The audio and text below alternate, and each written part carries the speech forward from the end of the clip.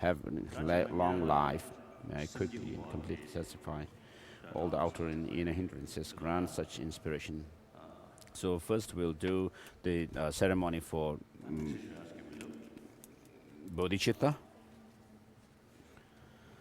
So I have nothing special to sit.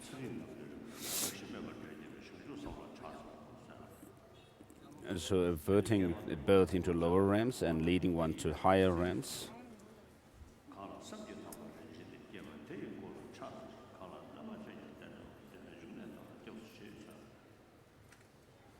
So as Shantideva makes prayer to bodhicitta and says that which intelligent one would feel despair to ride the horse of bodhicitta, which leads one from bliss to bliss.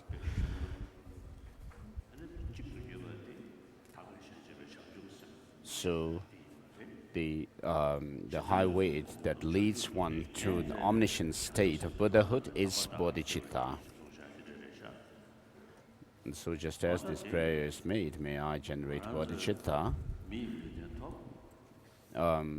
We have found this human life now, and if we train our mind through reason,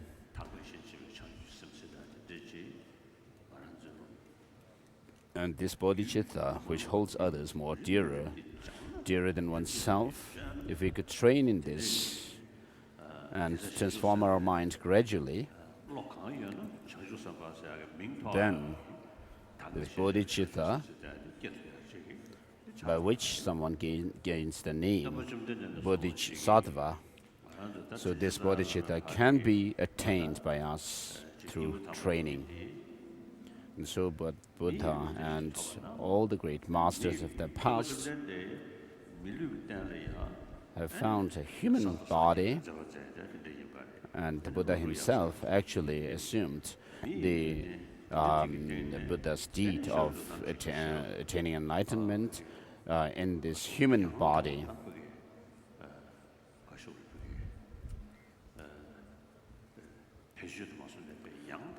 And so he used this the human body that he found in the correct way, and the followers of the Buddha also did the same. So regarding us, unless we do train ourselves, apply ourselves to the path, we have also found the same body as the Buddha Shakyamuni himself and the master as Nagarjuna, Sangha and so forth, the same body. So, and then we have met with the Dharma, and it's it's very difficult to find this human body and again. So having found this kind of human life, precious human life, and meeting with the right practitioners and meeting with the right Dharma, so we have all the right facilities. So therefore, there is nothing greater that we could actually cultivate than bodhicitta in such when we have all these facilities and conditions.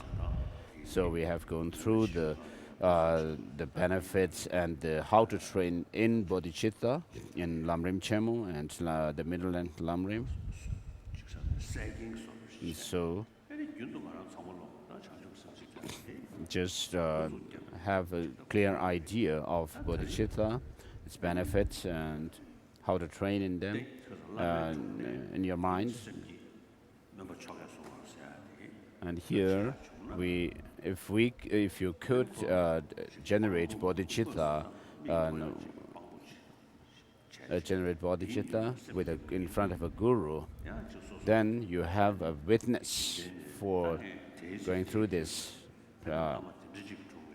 You'll be able to say, oh, at such and such time, I actually took this bodhicitta and made the pledge to keep it.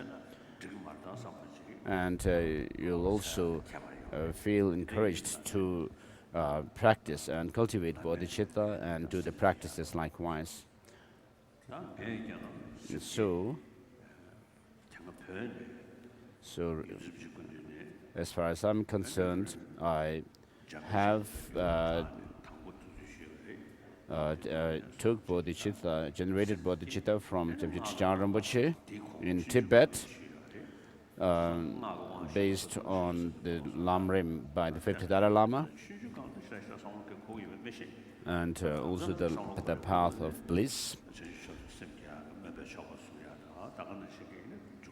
And so, of course, as a child, I have taken generated bodhicitta, and I also took participated in bodhicitta ceremony with Tujang Rinpoche and Ling Rinpoche.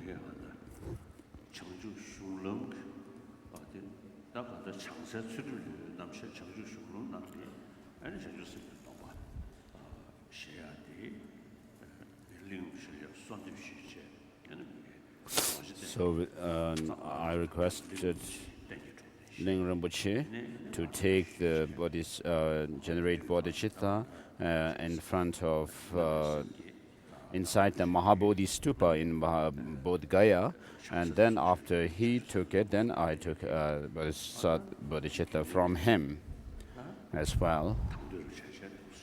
And so I usually make an earnest determination in generating bodhicitta on a daily basis. So if we have time, we could do the bodhicitta ceremony. So if I have time, I do the bodhicitta ceremony as it is said in the basic path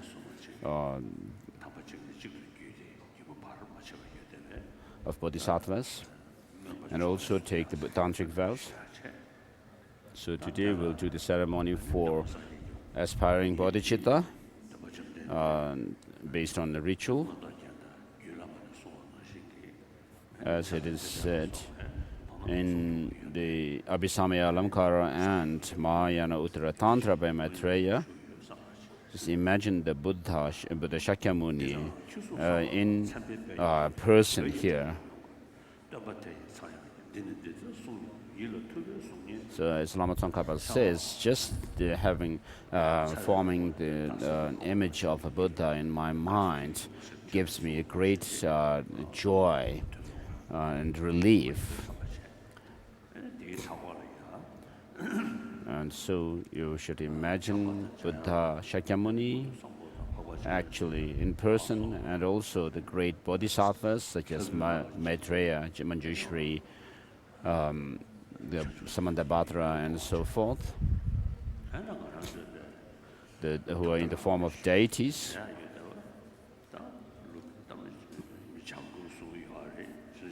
So of course, there are these great texts written by Maitreya and Nagarjuna, then Aryadeva, his spiritual son, Buddha Palita, and Bhavaviveka, Chandrakirti, Shandideva, the great bodhisattva, and so forth, who are the holder of the profound lineage of the middle way. And also imagine Chandarakshita. And then we have the extensive path lineage, beginning with Asanga, Vasubandhu, and then also Vipmuktisena Gomin, and so forth. And also Dignaga, the master Dignaga, Dharmakirti. In other words, the great masters of the great Nalanda, the great institution which actually upheld the Buddha Dharma for centuries. And then during the later dissemination of Buddhism in Tibet, when Buddhism was revived inside Tibet, and the Indian masters like Master Adisha, who came to Tibet, and similarly we have during the masters such as Guru Padmasambhava during the earlier dissemination of Buddhism in Tibet, and then the great masters of the Nyingma tradition, and Indian masters also, the great Mahasiddhas like Saraha, Drambipa, Delopa, Naropa, and their lineage holders. And so we also imagine the Nyingma masters and Gadam masters, and then the 5 patriarchs of the Sakya lineage, the 5, and also the Lamde masters of Sokshe and Lobshe, and then the Kagyu masters. And within the Kagyu, we usually there are the 4 major and 8 minor ones. So the masters of all these traditions, and then also the Chonangpa tradition, masters of the Chonang tradition, and then within the Gadam lineage, we have the Gadampas of the Lamrim lineage, scholastic lineage, and also instruction lineage. And then in the new Gadam tradition, we have Master Tsongkhapa, and Jitun Sherab Singhi, the traditions coming from the Jitun Sherab Singhi and the Segyu lineage. And then imagine your own masters with whom you have direct Dharma connection. And similarly, imagine the great bodhisattvas who are on the bodhisattva grounds. And also, if it's convenient for you to imagine, you should also imagine the deities of the Tantra classes. When we talk about bodhicitta, generating bodhicitta, you should particularly think about those beings who are without protector, without help, who, even though they want happiness, they destroy the cause of happiness as if destroying their own enemies, and who, even though do not want suffering, they actually run after the causes of suffering. And so when you think about this condition of all sentient beings, it makes you feel sorrow, doesn't it? So although they don't want suffering, they actually make their practice what is actually the cause of suffering. And so all these poor sentient beings, with whom, of course, we have connection, karmic connections. So as I said before, if you reduce selfishness and dedicate yourself for the well-being of others, then you will actually fulfill your own goal. Therefore, bodhicitta, which actually is the path which leads you to omniscience, so if you actually can dedicate yourself, this is what you should dedicate yourself to. And if you have some intelligence, you should actually apply that to this bodhicitta. So, of course, our life is very uncertain. And so what you should think is to make this life meaningful.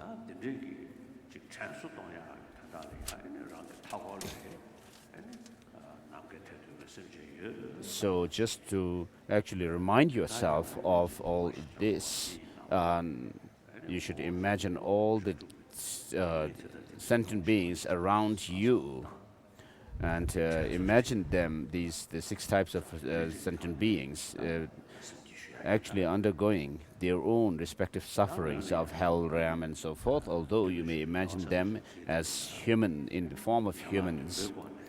And so for this bodhicitta, the generation of bodhicitta will do the 7-limb practice. So if we could, we should do it by using the text of Shantideva.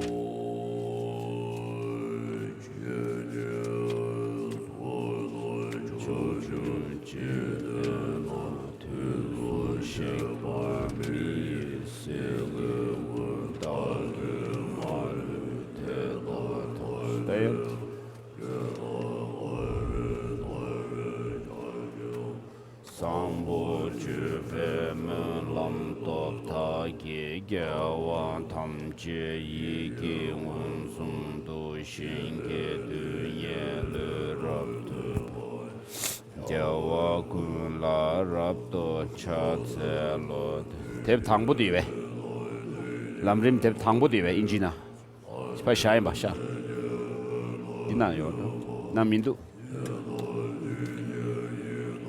Ma le ba tam che kya wa da ye kong war me de dara nga ba mi se kya zo nam yang ke yen la kya zu do gun kya wa gun ke yun de rab ju jing de war shik ba tam che da ke de me to tam ba chen wa tam Singye nam ta chu pa tu cho tam mar me cho tam tu pe tam pa kya wa de da la ne che par ke na sa tam pa nam ta chi cho tam che ma pu ma ri rab nyam tu pe ke par pa pe chu kun ki kya wa de da la ne che pa Chuba kong nam la me kya che wa de da ya wa tam che la ya me sambo che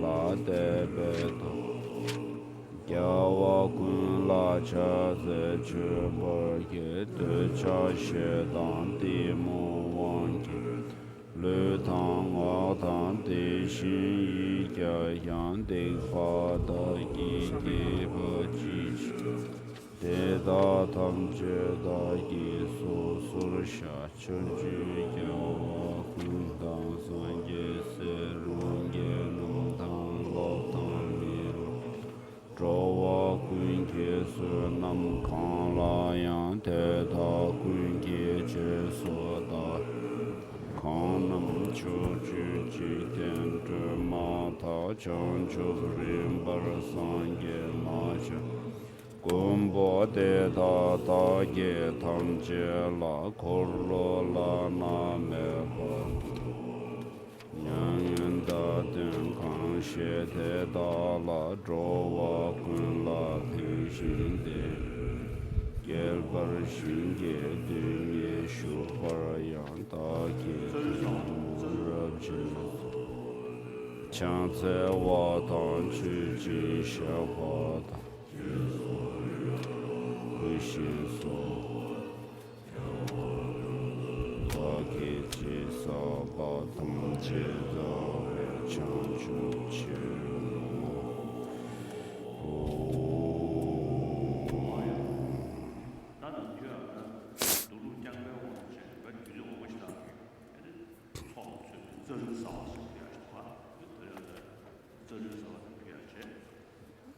So as an offering, making offering, prayer for making offerings, we'll do the the prayer which is done exclusively in the context of Sutrayana.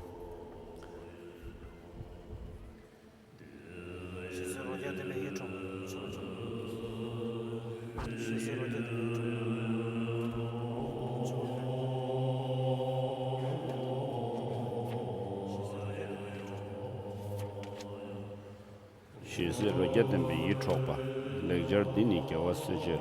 They've been buried to what the dog. Jordan didn't say, did we?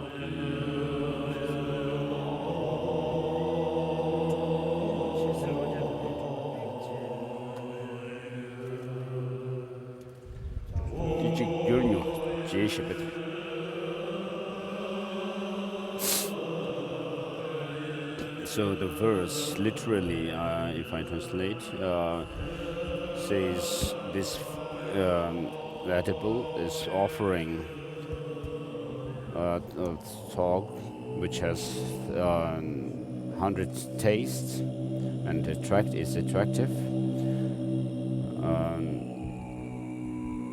I offer this to all the Buddhas and Bodhisattvas with great devotion. And may, through this merit, all sentient beings enjoy the food of concentration.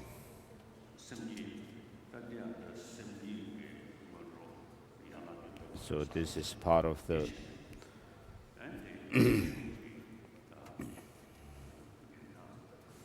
so what we did was part of the bodhicitta ceremony, for which we have to collect merit and purify negativities. So now, fourth bodhicittas, a generation of bodhicittas, let's say a mandala offering, one verse mandala offering.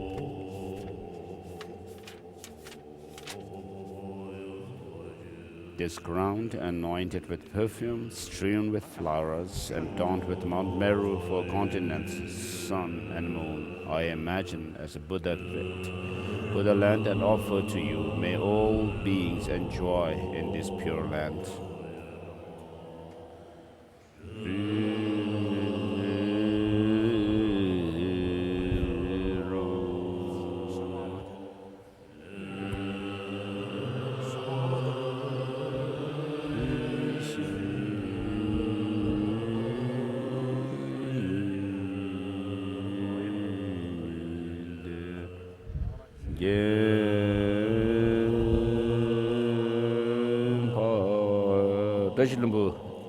Dajilumbu Kimbo Mare.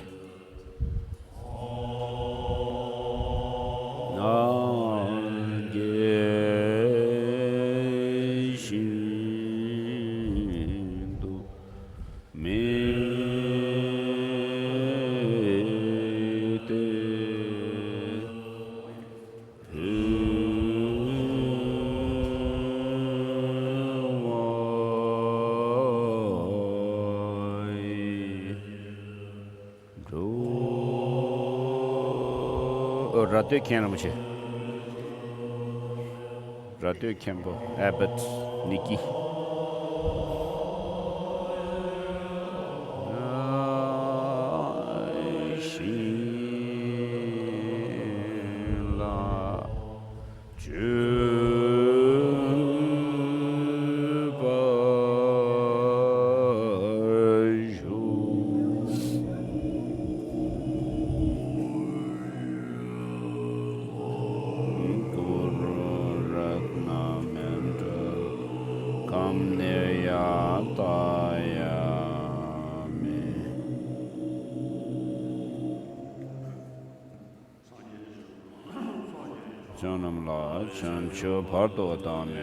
I go for refuge until I'm enlightened to the Buddha, Dharma, and the Supreme Assembly. By the virtuous merit created by listening to the Dharma, may I attain the state of Buddhahood to benefit all migrators. I go for refuge until I'm enlightened to the Buddha, Dharma, and the Supreme Assembly. By the virtuous merit created by listening to the Dharma, may I attain Buddhahood to benefit all migrators. I go for refuge until I'm enlightened to the Buddha, Dharma, and the Supreme Assembly. By the virtuous merit created by listening to the Dharma, may I attain Buddhahood to benefit all migrators.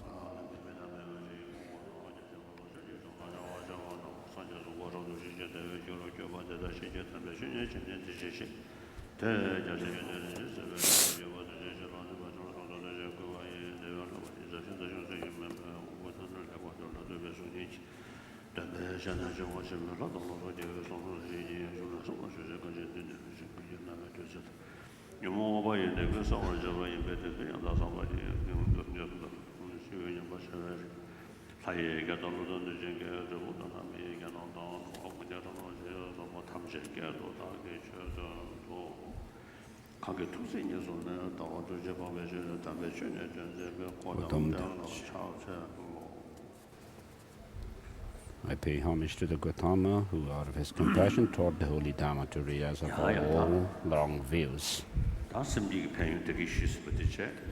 So, regarding, I have already explained about the benefits of bodhicitta. So mainly what we should do is to train our mind in bodhicitta in stages.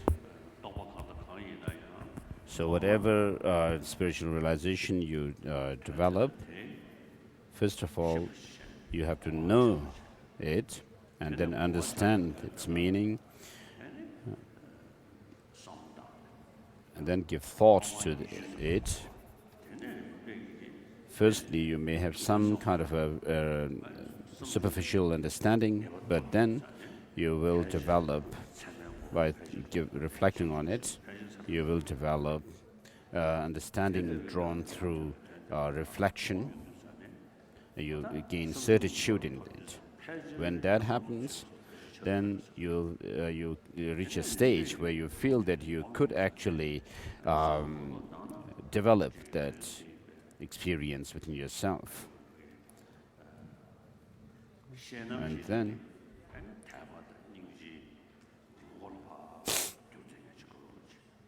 if it is an experience that has to be actually become the subjective aspect of the experience, you actually develop that compassion and so forth, like that. Whereas if you actually just take on the aspect of an object and actually gain insight into it, for example, experience of emptiness, then of course these gradually develop through your training of your mind. And after having developed the experience, which depends on some effort, then when you further push yourself by accumulating merit and purifying negativities, and then think about those practices, and then the experience will rather come to you rather effortlessly.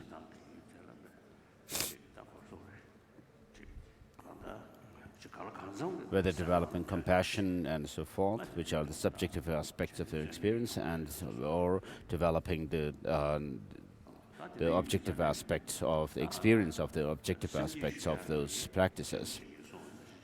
So this happens. So with regard to generating bodhicitta, Rinpoche says, you should first understand, know the benefits, the great qualities of it, and then put effort. So after having put some effort and you are almost able to beset your mind on it, then you should, when you begin to have the experience of bodhicitta, then Rinpoche says you have to take make a pledge to keep this aspiring bodhicitta. So unless you have bad knees, the rest of you, please kneel on your right knee or crouch.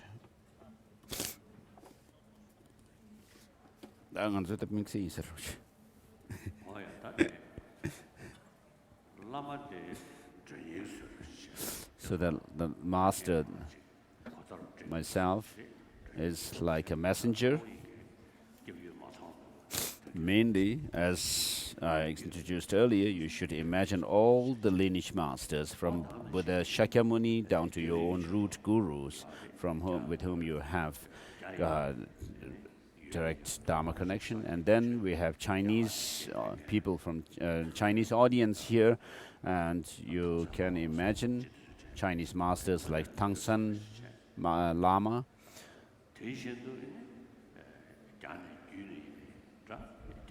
And then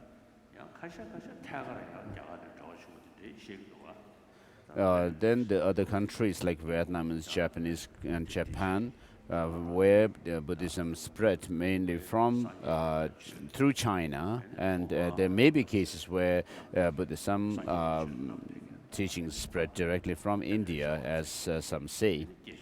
And so imagine all the great masters of your own countries, of the Dharma. Please repeat this.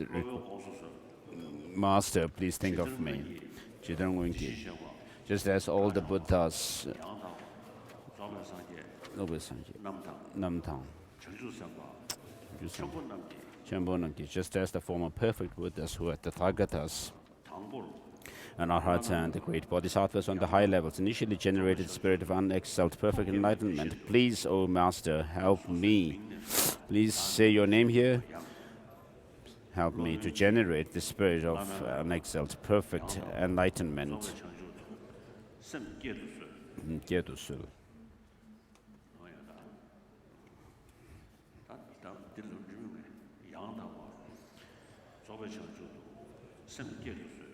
Please help me to generate the spirit of unexcelled perfect enlightenment. Help me to generate the spirit of unexcelled perfect enlightenment. So this is done. Next is the actual generation of bodhicitta.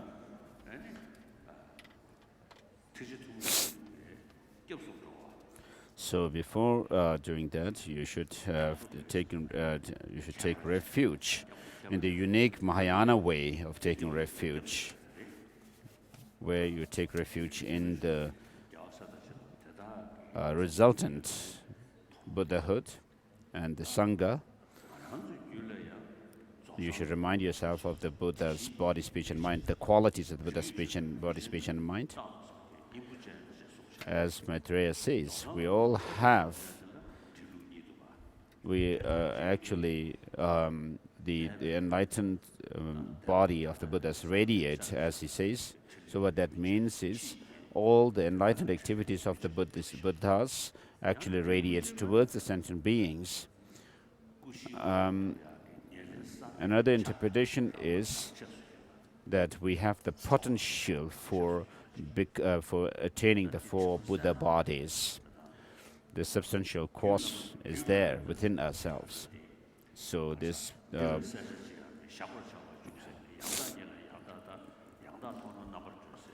so what Maitreya says in Mahayana Uttara Tantra, this verse is similarly, the same verse is in Abhisamaya Alamkara as well.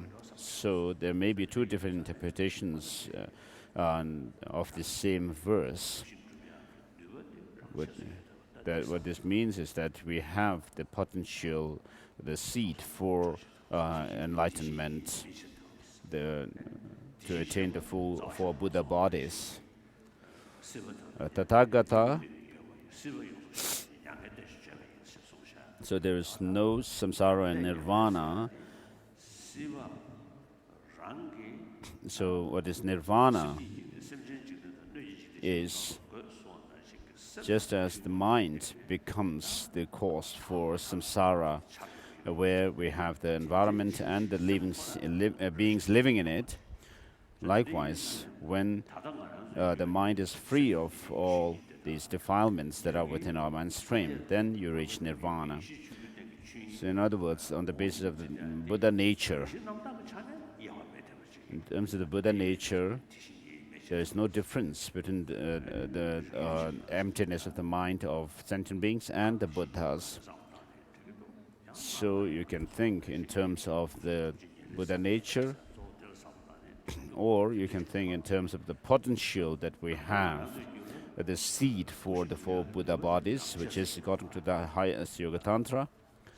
So in other words, we have the potential or the seed for attaining 4 Buddha bodies, and therefore what we are seeking from the Buddhas and Bodhisattvas is that we wish to actually become like you, Buddhas and Bodhisattvas, by overcoming all the defilements that cover the Buddha nature that I have, and so that I may realize the Mahayana path, the true path and true cessation of the Mahayana path, thereby becoming a Mahayana Sangha, and through that I ultimately to become a Buddha.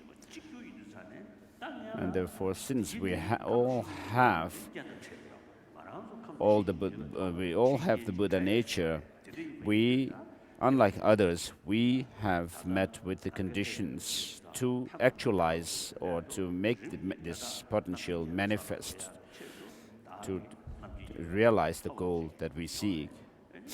And therefore, under such condition, you take refuge in the Buddha, Dharma, and Sangha. Oh Master, please listen to me. Say this, I say your name. From now until I reach the heart of enlightenment, go for refuge to the Bhagawan Buddhas, supreme among beings. Oh Master, please listen to me. I say your name. From now until I reach the heart of enlightenment, go for refuge to the best of teachings, the teachings of peace free from attachment. Oh Master, please listen to me. I say your name here. From now until I reach the heart of enlightenment, go for refuge to the best of assemblies, the member of the community of noble bodhisattvas who are irreversible. So this has to be repeated 2 more times. Oh Master, please listen to me. I say your name here. From now until I reach the heart of enlightenment, go for refuge to the Bhagawan Buddhas, supreme among beings. O Master, please listen to me. I, from now on until I reach the heart of enlightenment, go for refuge to the best of the teachings, the teaching of peace free from attachment. O Master, please listen to me. I say your name. From now until I reach the heart of enlightenment, go for refuge to the best of assemblies, the members of the community of noble bodhisattvas who are irreversible. O Master, please listen to me. I, from now until I reach the heart of enlightenment, go for refuge to the Bhagawan Buddhas, supreme amongst beings. O Master, please listen to me. I, from now until I reach the heart of enlightenment, go for refuge to the best of teachings, the teachings of peace free from attachment. Oh, Master, please listen to me. I, from now until I reach the heart of enlightenment, go for refuge to the best of assemblies, the members of the community of noble bodhisattvas who are irreversible.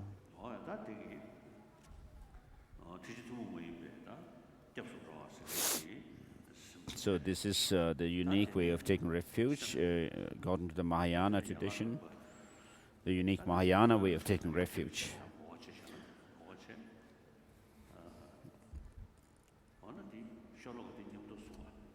So let's say this verse together. Please sit.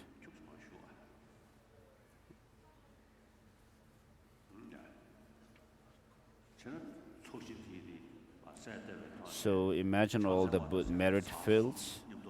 Let's say this prayer through the prostration, making offering, confession, and rejoicing. Requesting not to pass away, turn the wheel of the Dharma.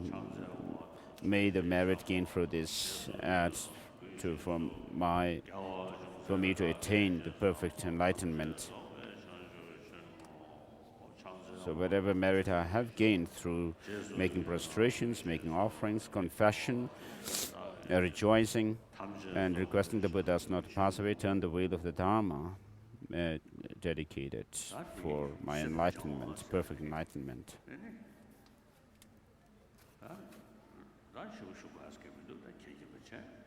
So with regard to bodhicitta, all happiness in the world come from wishing others to be happy. All suffering come from wishing oneself to be happy. So this is something we do not need to prove through reasonings. This is something that we know from our own day-to-day life. It's experience. So if you are dedicated, totally dedicated to the welfare of other sentient beings, then there is no reason to feel fear and anxiety, which mostly come from in relation to other sentient beings. For example, if with regard to jealousy, you are not jealous in relation to something that is inanimate, but in relation to something that is animate. And the sense of competition also happens in relation to other sentient beings. And when you have someone with whom you have jealousy and competitive feeling, then you have anxiety and fear. And accordingly, then what you do is you harm them, you bully them, you deceive them, and you also indulge in hypocrisy. So these are all because of selfish motive, holding on to yourself as more important than others. So, and this is because of holding oneself as dearer than others. So of course, you are dear and precious, but if you could actually dedicate yourself for to attain Buddhahood, then what you should do is actually develop love and compassion towards others. So otherwise, you engage in all these non-virtuous, the 10 non-virtuous actions of killing, stealing, sexual misconduct, committing sexual misconduct, and lying and so forth. So as Shantideva says, you should engage in the secret practices. This is what he means.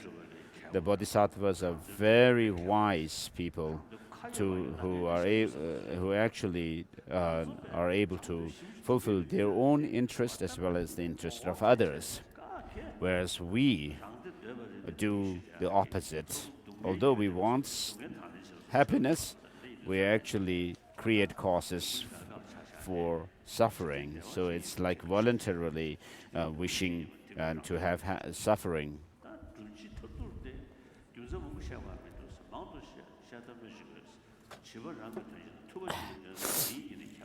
So Bodhisattva Shantideva says what needs is there to say more. Just look at the difference between the childish who think of only themselves and the Buddhas. So the Buddhas and Bodhisattvas and so forth have become the objects of refuge for us because they dedicated themselves for the well-being of other sentient beings like us.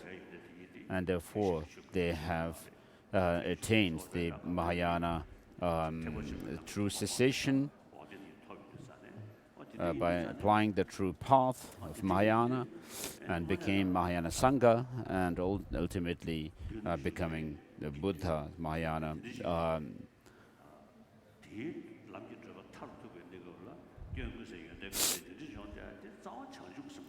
So it is the bodhicitta which is the root of all these attainments, ultimate attainment of Buddhahood. As in Lama Chöpa it says, may I be able to equalize and exchange myself and others by understanding the childish manner of selfishness, engaging in selfish conduct, and the Buddhas who have dedicated themselves for the well-being of others.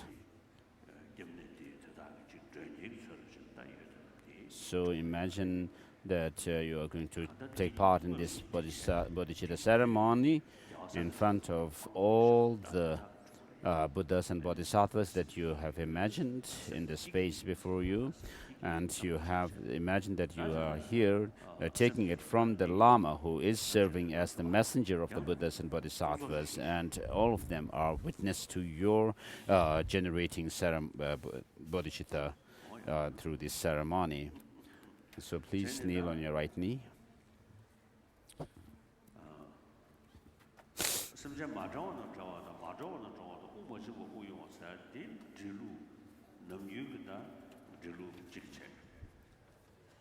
So with regard to these lines, I will liberate all beings who are not liberated, I will free all who are not freed, and I will relieve those not relieved, without relief.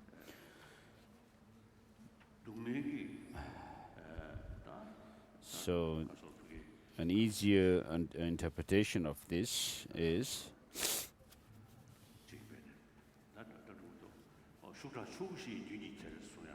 just as Lama Tsongkhapa's three principal aspects of the path says, the sentient beings are swept by the powerful currents of the four rivers, which refer to the suffering of suffering, from which the vehicles of humans and deities lead you out of this kind of suffering.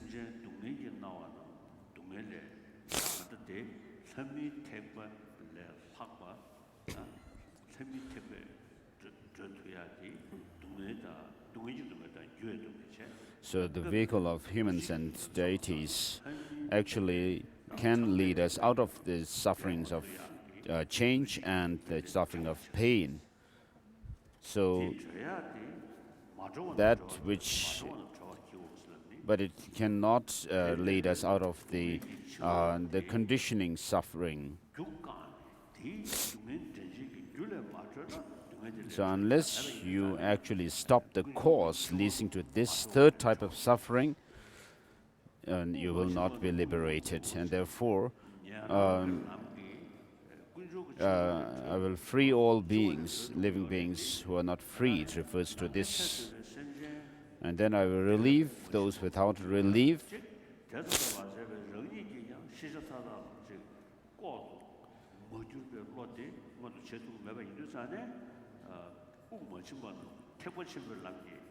So those who are not relieved through the I will relieve those who are not relieved through the Mahayana path.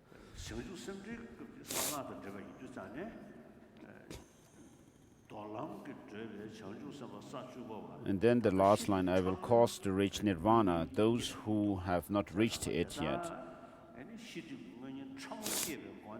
So what this refers to is leading all sentient beings to be free from the subtlest cognitive obscuration to knowledge, the subtlest obscuration to knowledge, which can be only, which is only possible through the highest yoga tantra path. And so you are saying, I will cause to reach the nirvana, the complete nirvana, those who have not reached it through the highest yoga tantra, which actually puts an end to this subtlest obscuration to knowledge. So to make this life of humans, I'm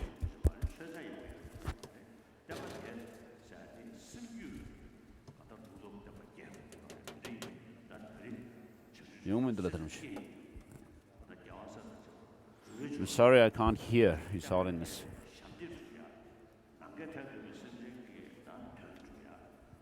So to serve all sentient beings and to attain Buddhahood, by taking the first step to this, please repeat these lines. O Masters, all the Buddhas and Bodhisattvas who reside in the 10 directions, please listen to me. By means of my virtuous roots in the nature of generosity, ethics, and meditation, which I say your name in this and all other lives cultivated and joined others to cultivate or rejoiced in the cultivation of, I say your name will generate the spirit of great, unexalted, perfect enlightenment from now until I reach the heart of enlightenment, just as the earlier perfect Buddhas who are Arhats and Tathagatas and the great Bodhisattvas who reside on the high levels generated the spirit of unexalted, perfect enlightenment. This.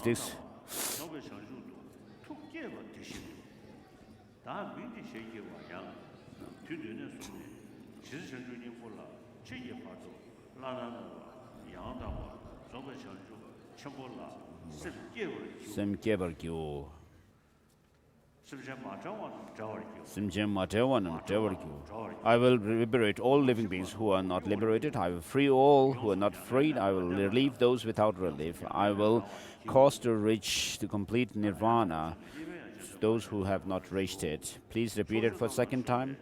All Buddhas and Bodhisattvas who reside in the 10 directions, please listen to me.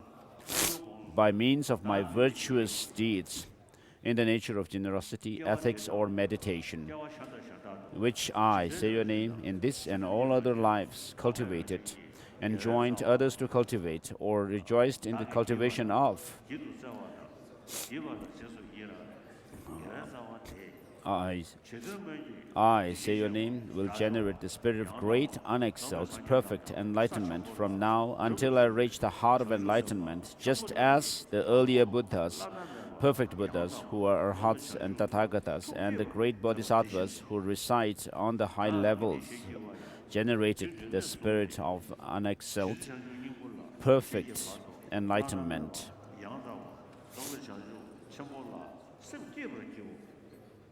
I will liberate all living beings who are not liberated. I will free all living beings who are not freed. I will relieve those without relief. I will cause to reach nirvana those who have not reached it. So, at the end of the third repetition now, of when you say, I will cause to reach the nirvana, or when you say, I will generate the spirit of great, unexcelled, perfect enlightenment. Having generated this bodhicitta, aspiring bodhicitta, then you make the pledge that you will keep it forever.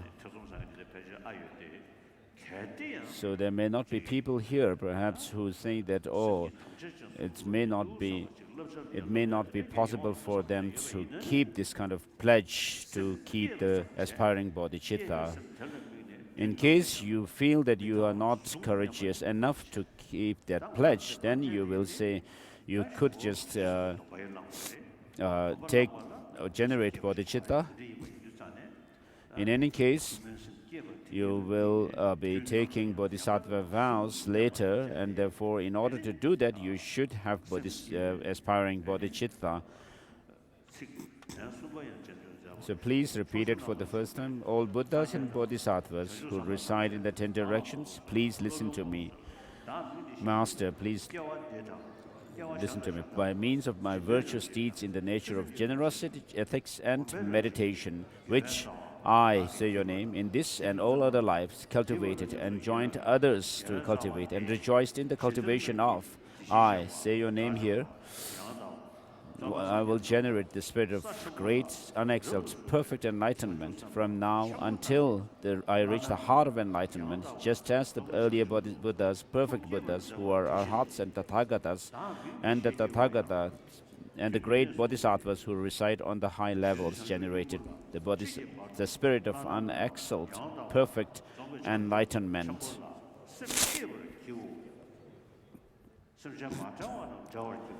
I will liberate all living beings who are not liberated. I will free all living beings who are not freed. I will relieve those without relief. I will cause to reach the complete liberation those who have not reached it yet. Please repeat. May bodhicitta.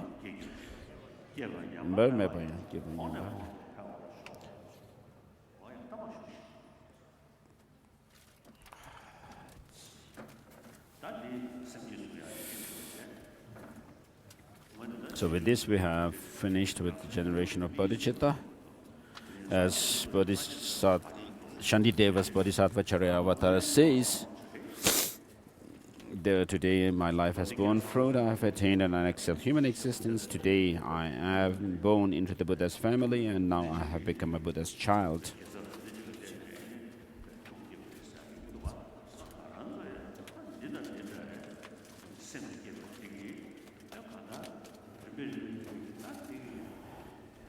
In the Sutra on Ankara, there is mention of certain Buddhas and Bodhisattvas having generated bodhicitta in such and such way. So for us also, by taking part in this ceremony and generating bodhicitta, we are actually setting ourselves onto the path leading from the path of accumulation up to the path of normal learning, as indicated by the Heart Sutra mantra. tatyata gate gate para samgata bodhisattva. So having generated this bodhicitta, you should actually try to preserve it. And if you are about to get angry, you should think that, oh, I have generated bodhicitta, and therefore I should not get angry at others. Remind yourself of this ceremony. And if you are about to deceive somebody, you should not do so by reminding yourself of this. So unless you make some difference in your action, merely by generating it will not help that much. And so on a daily basis, say the verse of taking refuge in bodhicitta, the usual verse. I go for refuge in the bodhicitta until I'm enlightened to the Buddha, Dharma, and Sangha.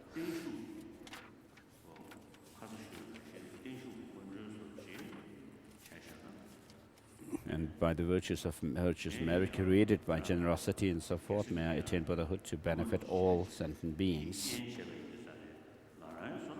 So, having given you this bodhisattva, the generation of bodhicitta, I have gained some merit, and this will, of course, become a cause for my long life as well. And you have also gained much merit through by generating bodhicitta, and therefore, as it is said, that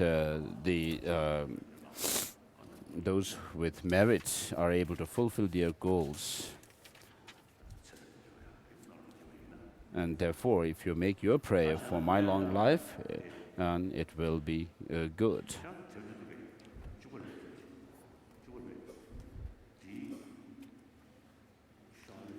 So if you have this book on page 18, the prayer. So I will.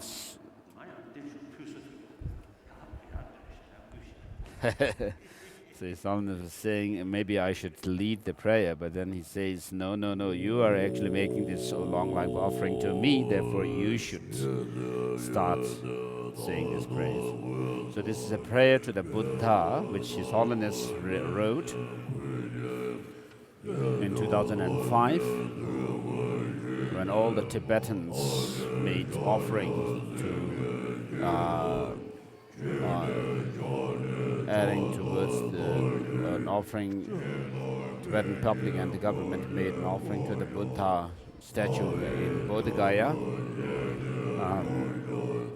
offering of the crown protrusion made of gold and pure gold, and then robes, monastic robes to the Buddha statue. So this there is a homage to the Buddha, which says that you have completed all the great qualities of wisdom and compassion, and you were praised like a white lotus. And you have shown the path of dependent origination. You have given the teaching of dependent origination, which actually quells the suffering and the origin of suffering of all sentient beings. And therefore, to you, the guide or the leader of the Shakyas,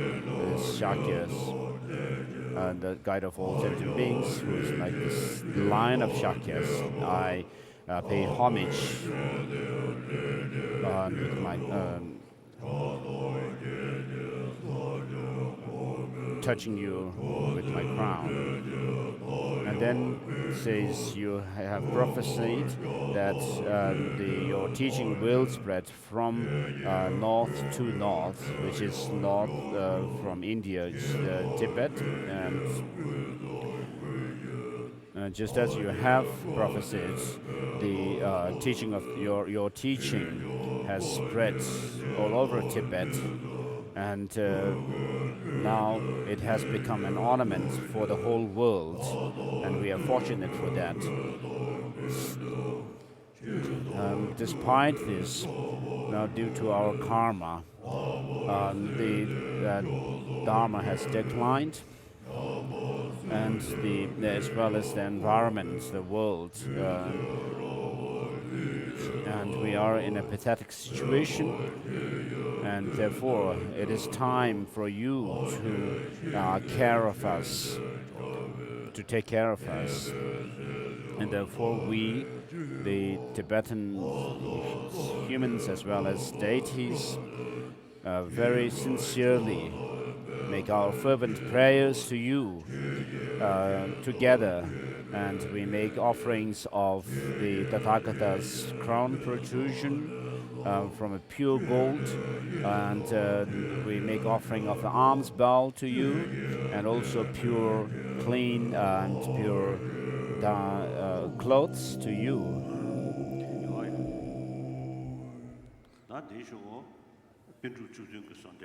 Next, we have the prayer of the 17 Nalanda Masters.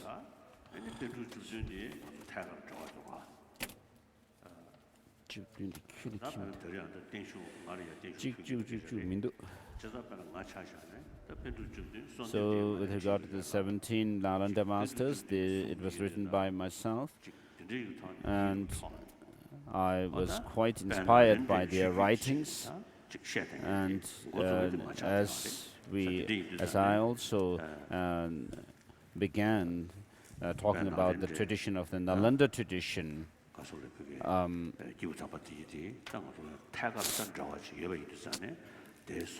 therefore, since we have a direct connection with them, studying their text, we'll say this prayer.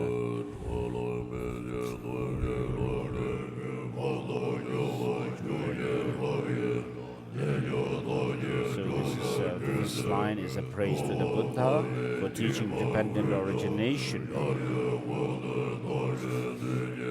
And then the second verse is a homage to Master Nagarjuna, who actually clarified the teaching of the emptiness, meaning of emptiness based on the reasoning of dependent origination.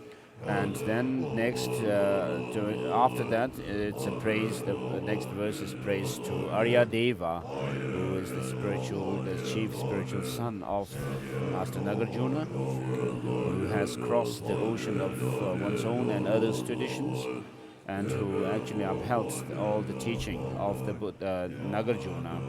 And after him is Buddhapalita, who made clear the Nagarjuna's teaching of the dependent origination in terms of meaning that it is mere,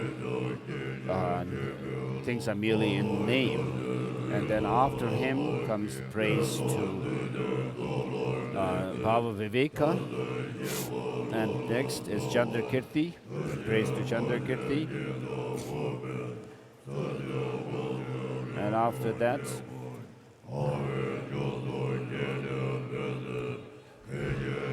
Shandideva. And after Shandideva, it's a prayer to Chandarakshita. And after Chandarakshita comes a praise to Kamalashila.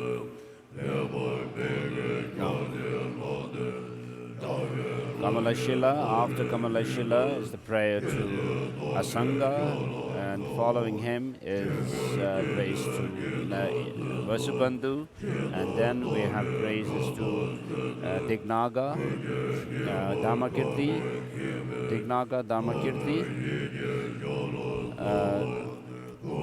Vimukti Sena, Haribhadra, Shakya Prabha, Guna Prabha and Shakya Prabha, and then Master Atisha.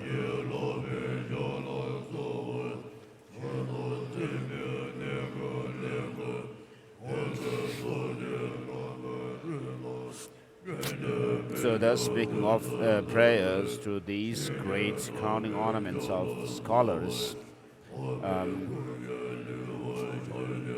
who are the source of this wisdom, May my mind become spiritually matured and liberated. And by understanding the truths, may I understand the process of how we are led into samsara and out of samsara through the four noble truths, the four truths of suffering, origin, and cessation, and path.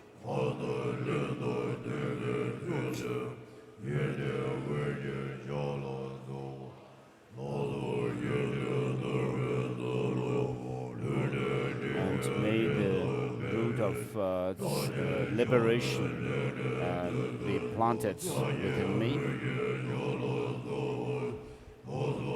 And renunciation, and then says, by generating renunciation, which is the freedom from suffering and its origin, and by generating great compassion, and the genuine bodhicitta,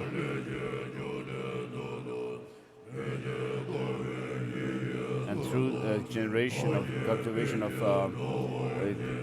compassion, may I may I master the genuine bodhicitta.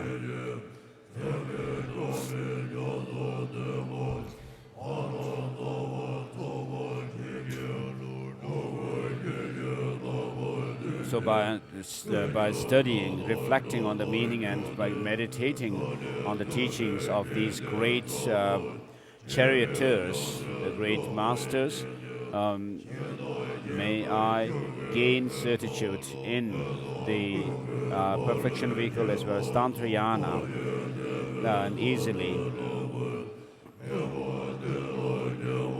In all my lifetimes, may I uphold the three trainings,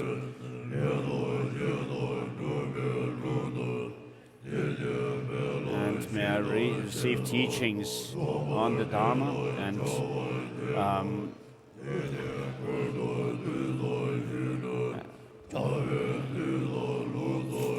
uphold the teachings and the practices and like those of the great masters, and may I be able to serve the Dharma like them. May in all the monastic institutions the practices of study, reflection, and practice flourish, and may they beautify this earth. And next,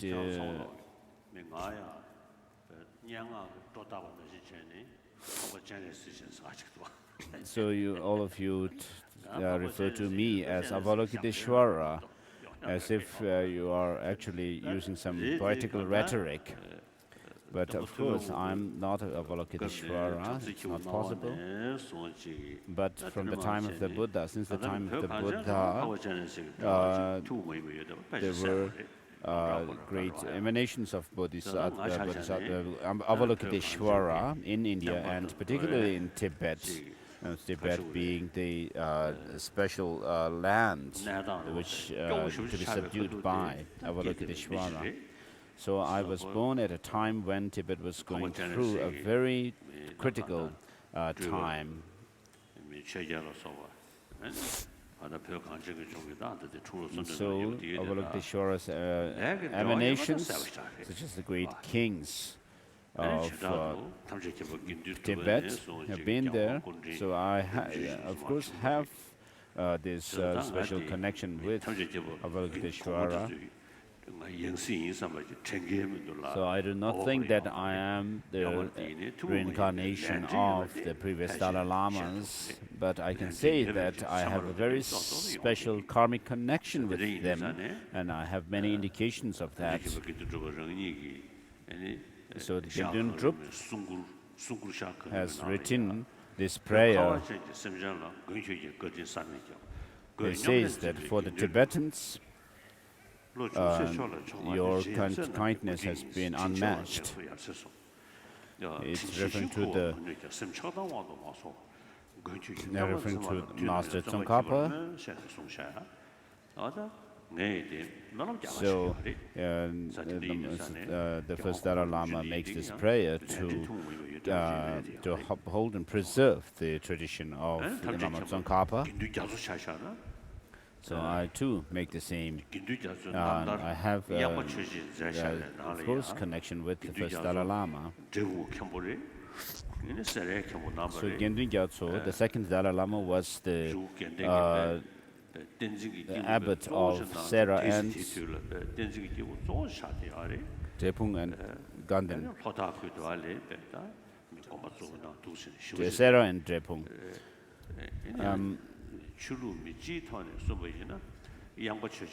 So according to the Yangpa Church's biography of the second Dalai Lama, he was referred to as the non-sectarian master of the Yellowhead sect. So the second Dalai Lama's parents, of course, were practitioners of Mahamudra. And so he was non-sectarian. He respected all the religious traditions, Buddhist traditions of Tibet, and practiced them. So similarly, I too have respect, wish to serve all the different traditions of Tibet, Tibetan Buddhist traditions. So by what that means is to actually understand the different teachings of these traditions and also practice them. And through that, I can serve all the Buddhist traditions of Tibet. And then the fifth Dalai Lama is well known to be non-sectarian, practicing all the different traditions, and has a special connection with the Nyingma tradition. So this we'll say this prayer.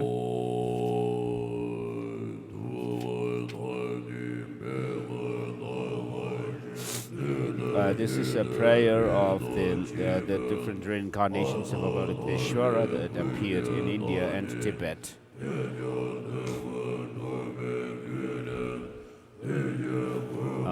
Incarnations, or the previous incarnations of the 14th Dalai Lama.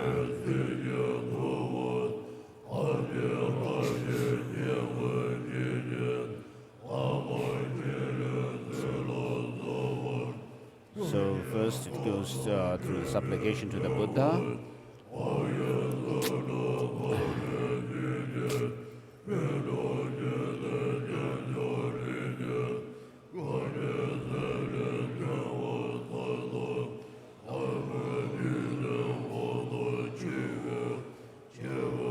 So it mentions the 36 reincarnations of Avalokiteshvara that appeared in India, and then the reincarnations of Avalokiteshvara who appeared in Tibet, such as those of the Dharma kings, the 10 king Dharma kings, and then 17 great scholar adepts.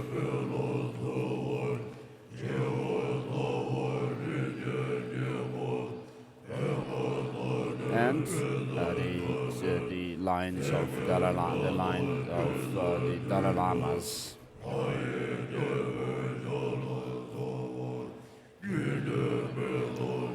So the first one amongst the Indian reincarnations is said to be Jigten Wangchuk, the king Jigten Wang, and then the child Kyu Nangwa and Kyu Sel and Gyabu Chagme, the Prince Chagme, and Gunduga and King Pake, Dharma King Kunchobang,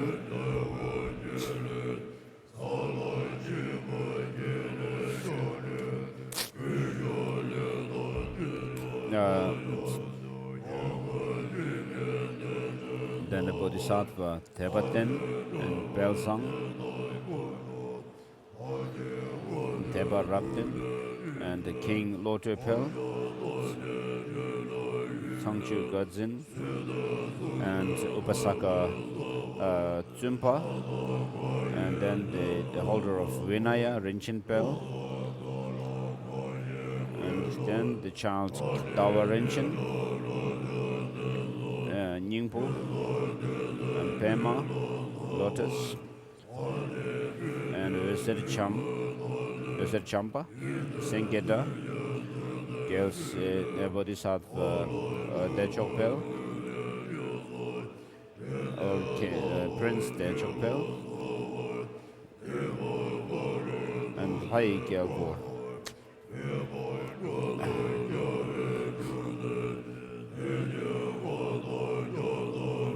Then there are the Ganden Pel and Porang Raja, Kesarchen, Drepung Tuba, and Gyalpo Jiupa, the shepherd, and then Brahman Drinjinch, and then Samden Sangpo, the Channel Ground Yogi,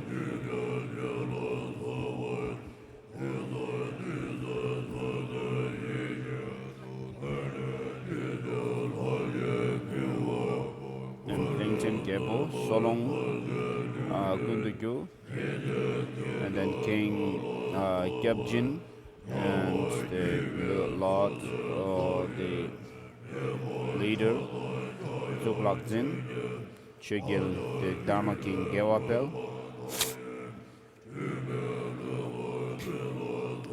and then the first amongst the reincarnations of Avalokiteshvara in Tibet is the first king of Tibet.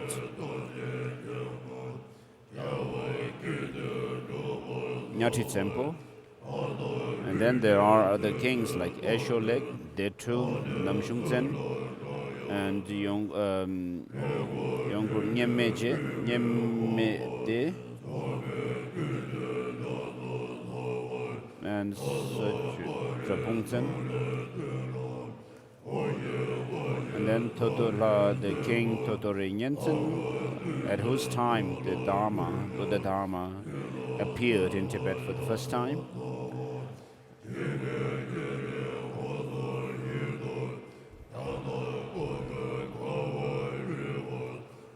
And then Songtsen Gampo, during whose time the famous Jo statue in Lhasa, in Jokang, was invited to Tibet.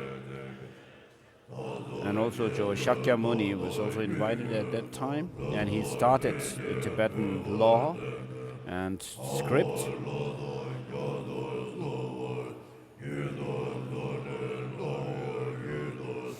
And then there is Dusongje,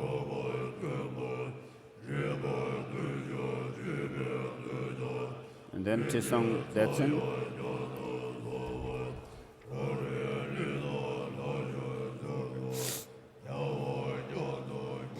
and then Gyawadrom Tempa, and then Kari Pension Pema Wangil,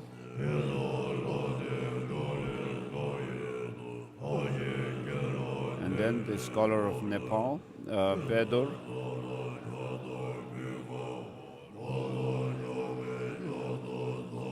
and then Kache Gumpawa, and Sajin Kunga Nyingbo, Sakya Master Kunga Nyingbo, and Durgun Yudhapa, and Yasang Chomin,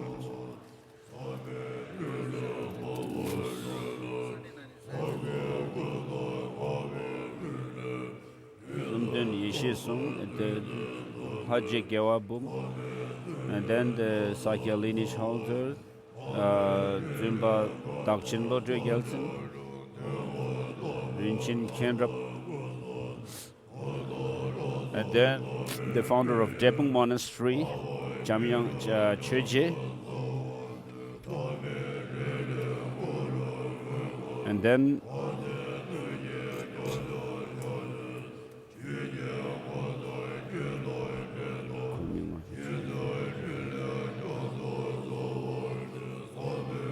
then the line of Dalai Lamas, the Ganden Ganden Gyatso, Sonam Gyatso, Yenden Gyatso, and then 50th Dalai Lama, Ngawang Lobsang Gyatso, the 6th Dalai Lama Tangyang Gyatso, 7th Dalai Lama Gyatso Gyatso, 8th Dalai Lama,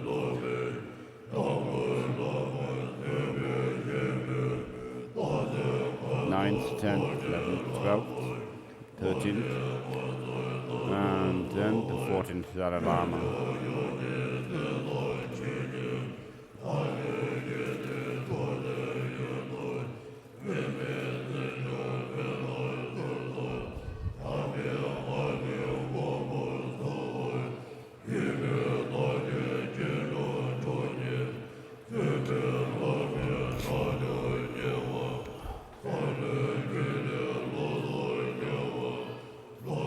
So this prayer was written by the late Gyabje Tushig Rinpoche.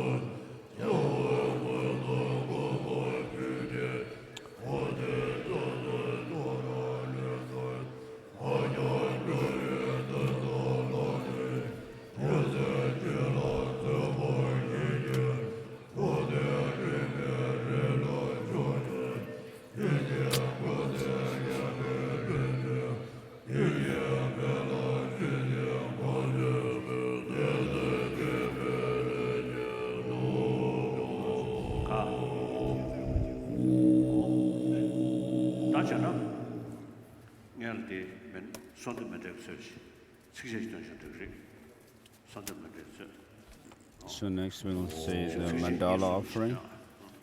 So we'll say a few stanzas as a request prayer.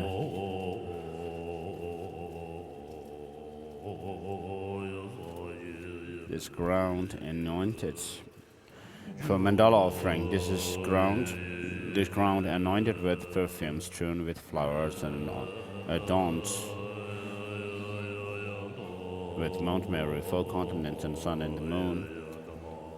I imagine as a Buddha land and offer to you. May all beings enjoy this pure land.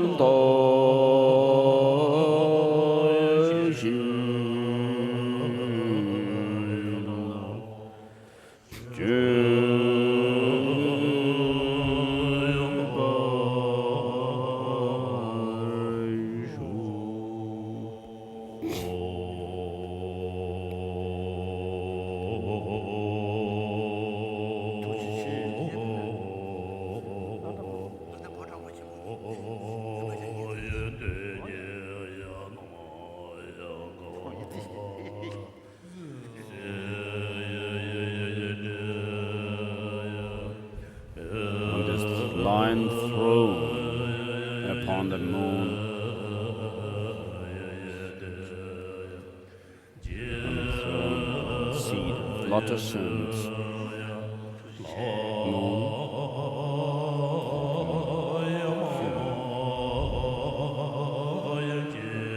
May you, Venerable Master,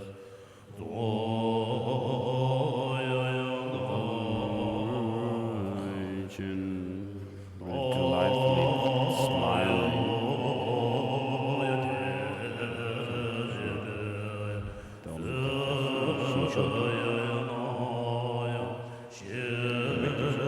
may you live for 100 eons.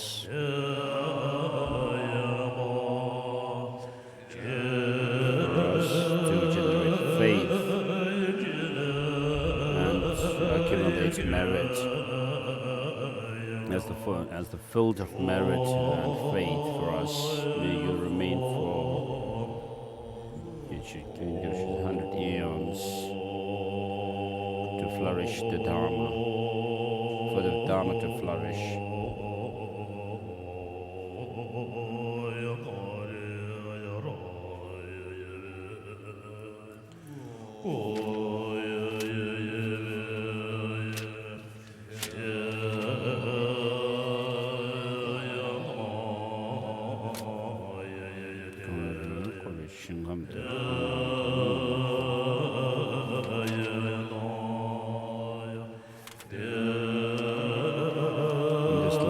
Encircled by snow mountains, may you, the source of all benefits and happiness,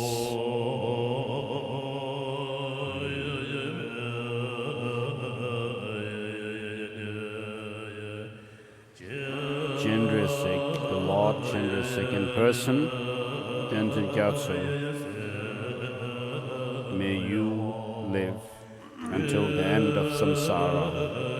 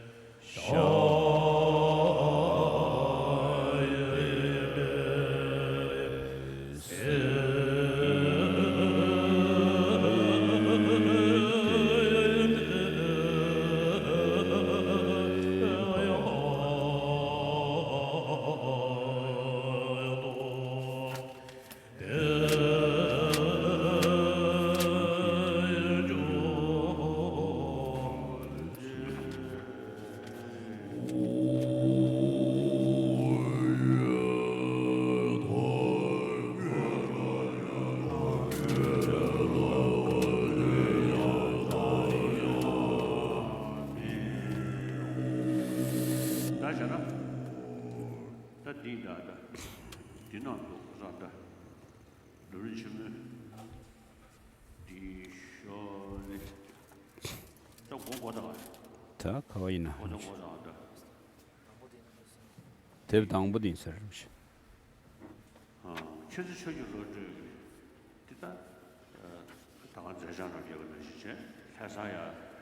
So when Jamyang Khyentse Chogyal Lodro came to Tibet, Lhasa from Kham, I didn't know this before initially, but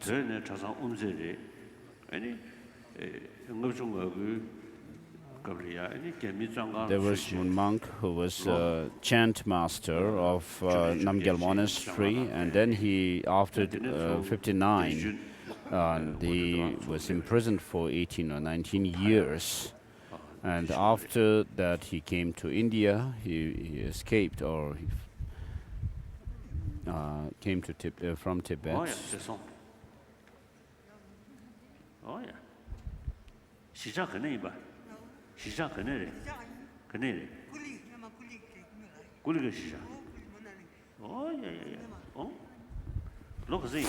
So His Holiness is asking which settlement where he was from. He was once working in road building in Kulu region of Himachal Pradesh.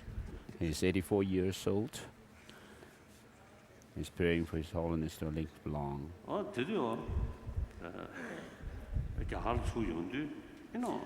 And so when this monk, the chant master, when he came from Tibet, he brought this prayer by Jamyang Khyentse Chogyal Lodge. He told me that when he was in prison, in Chinese Gulag, he actually wrote this prayer in his hands, and others, prison inmates also were doing this, and they were saying this prayer. And so many of those people who actually suffered under the Chinese, who suffered greatly under the Chinese occupation, made this fervent prayer. So this prayer is very good in terms of its meaning. The prayer for the 14th incarnation of the victorious, supreme, great, omniscient. It's called the sweet melody of immortal nectar.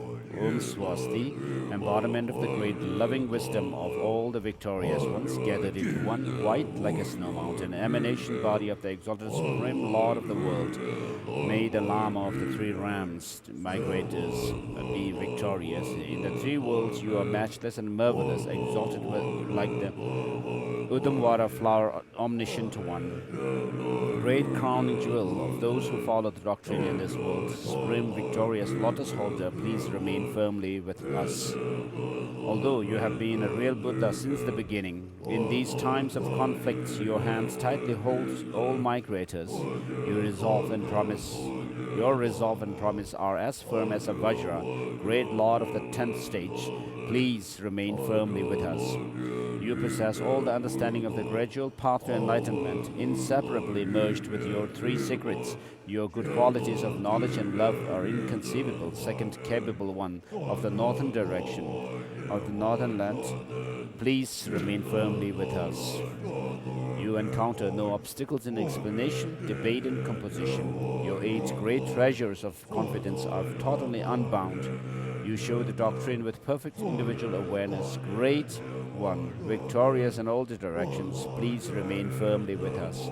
With a wheel of explanation, practice, and activity, you spread the precious doctrine of the victorious Losangtapa in 100 directions, confounding the evil opponents, the Mara's elephants. Fearless line of speech, please remain firmly with us. Gradually following the path of secret mantra, the 3 visions of the 3 tantras, with the profound yoga of the 4 empowerments, you dissolve the 4 gates. You have directly attained the wisdom of the 4 bodies, all-pervading, powerful holder of the Vajra. Please remain firmly with us. By the sun of the innate wisdom of non-dual profundity and clarity, Mahamudra, the actual mode of abiding in all things, you dispel the darkness of samsara and nirvana. Yogi, great Lord, please remain firmly with us. You lead the generous flow of the 4 maturing and liberating rivers, the treasure of all the secrets of the ocean of tantras, into the fields of those fortunate ones to be subdued. Honor of the holder of secrecy, please remain firmly with us. All phenomena of samsara and nirvana appear as the play of interdependence. Though they appear so, they have been unborn and well pacified from the very beginning. Skillful teacher of the profound middle path, free from all elaborations, Lord of the Nagas, please remain firmly with us.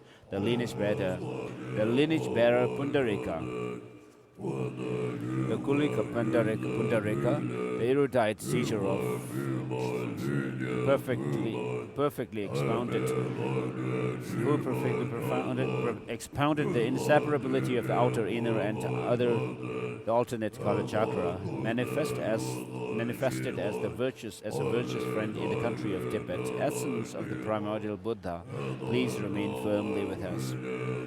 All phenomena of samsara and nirvana are contained in the deep center of the clear light drop. The great perfection, spontaneously devoid of decrease or increase. You have reached the city of the fruit through inaction and self-freedom. All good, primordial protector, please remain firmly with us. In short, you heroically pull with your hands the great chariots of the Buddha's whole doctrine without confounding them. Sole refuge of the doctrine and all migrators, Lord Tenzin Gyatso, please remain firmly with us. The crown jewel of the great ones in the three worlds, pay homage 100 times with respect and awe to his auspicious wheels of your lotus feet.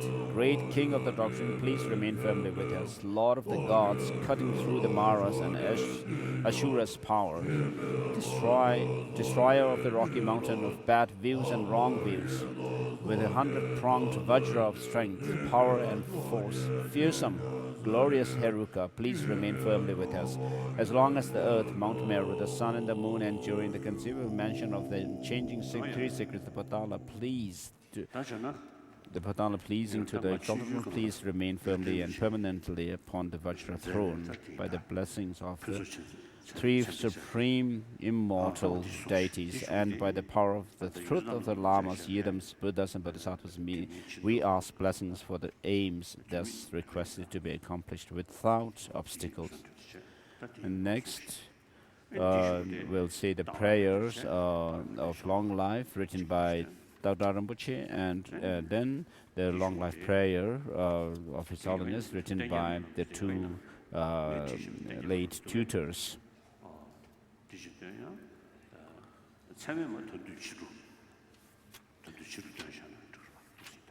And then we'll say the prayer for the flourishing of the Dharma, written by His Holiness, and then the words of truth at the end of the teaching in the afternoon.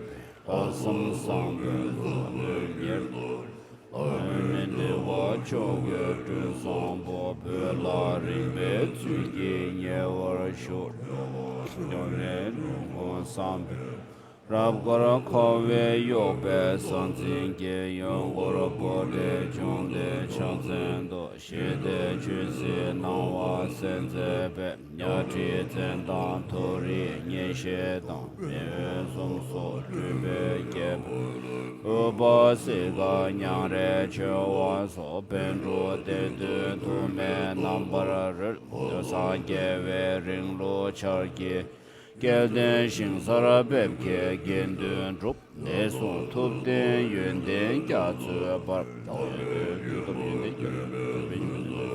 Naga Wangchu Timbara Shube Loze Zangden Gyawa Gyatsu Tuje Jidu Sisum Drugun Hu Ke Drup Ling Shi Una Ngun Bara Jim Dujara Yong Sam Nyen Chep Sanya Drepung Gyatso Domke Wangpo Ne Tup Ten Zin La Da Che Gyatso Bar Se Chube De Gara Che Yang Chongde Gube Mba Yang Se Ne Yenden Ben Se Pung Cha Chi Chara Do Se Ze Do Je Wu Nang Bar Wach Chube Yi Shun Lar Yang Char Di Tsar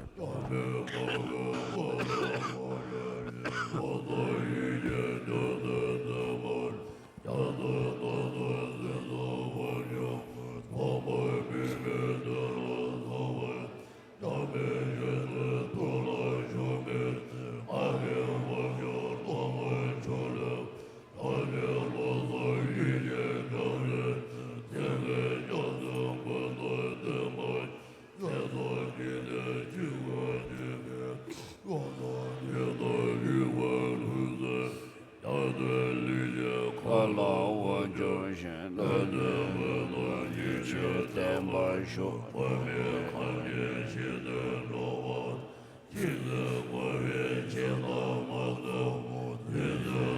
ba me pe sang sum ge di shi yu shen ten bar shu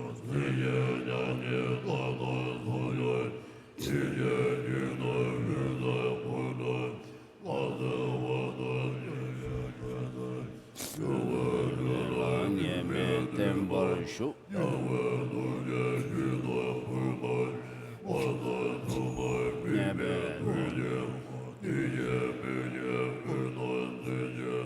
sin shum di yin wo lo da de shu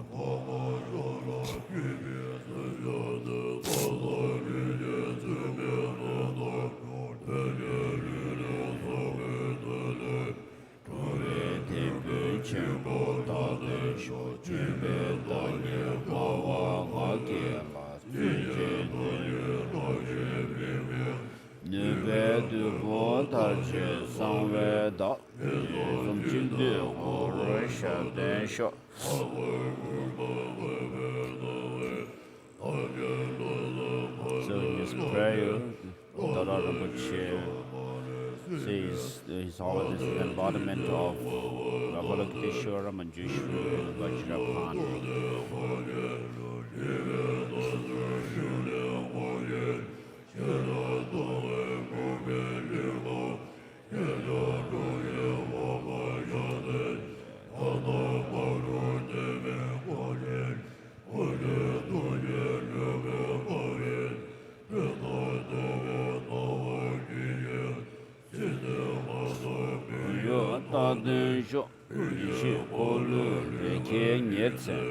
Mi ji dong me de be sing ge che mi ju chu du mo dao shu mi nu ge den pe we be du shu wang chu shi ri cha ne nie cha wang chu ge den chu zhu be men wang da nian wang la so zhen de wang che tin le wu jia ge wa nam ya mi ju tu ji zao wa ling ye ju tim ge ye dap ku ju shi ye ge zo den bel ge tip se zhou wa kun la ge so de wa shu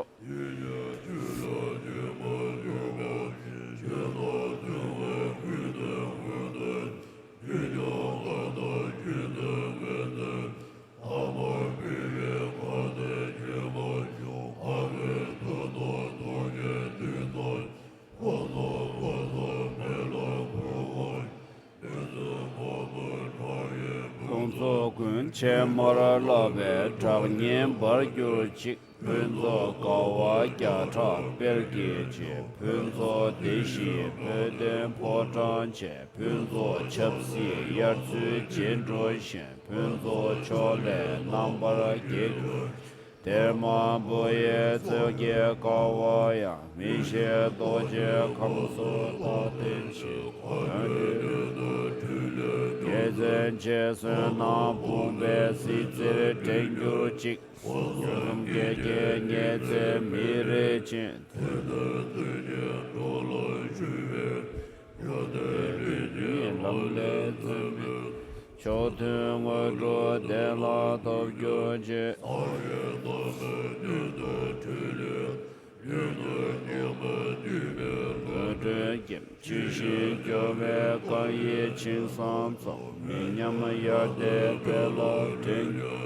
Remedio de Chedan Kebarado Losan Yawa Niberin Lozo Sheto Charge Nishin Yombe Namya Nyamshen Dewar Majoche Gebo Loye Wombo Nam Tezu Sunje Denge Nyeze Dunga Namshe Norbo Toba Ye Tubden Chulon Beve Tuden Shok Pamel Duge Chube Gendu Zuden Tenzan Tezan Gomsum Dan Che Tzu Tsumso Che Den Gewa Che Den Zin La Goba Meba Shok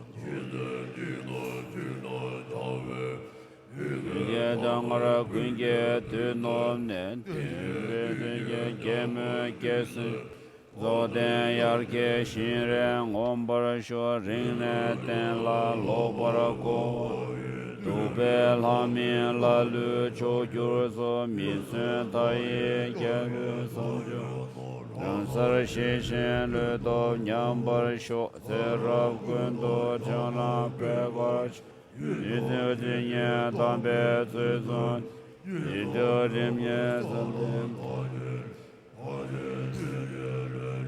Nubajo Rinde Tishin Drobe Maso Ye Viche Jamje Chechen Koma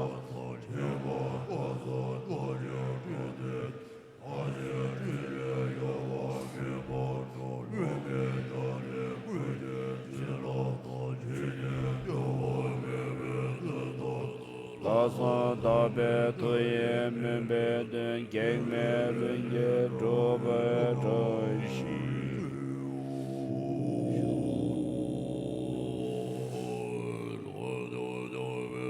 Next is the long life prayer written by Jangchup Lamrim and Jangchup Lamrim.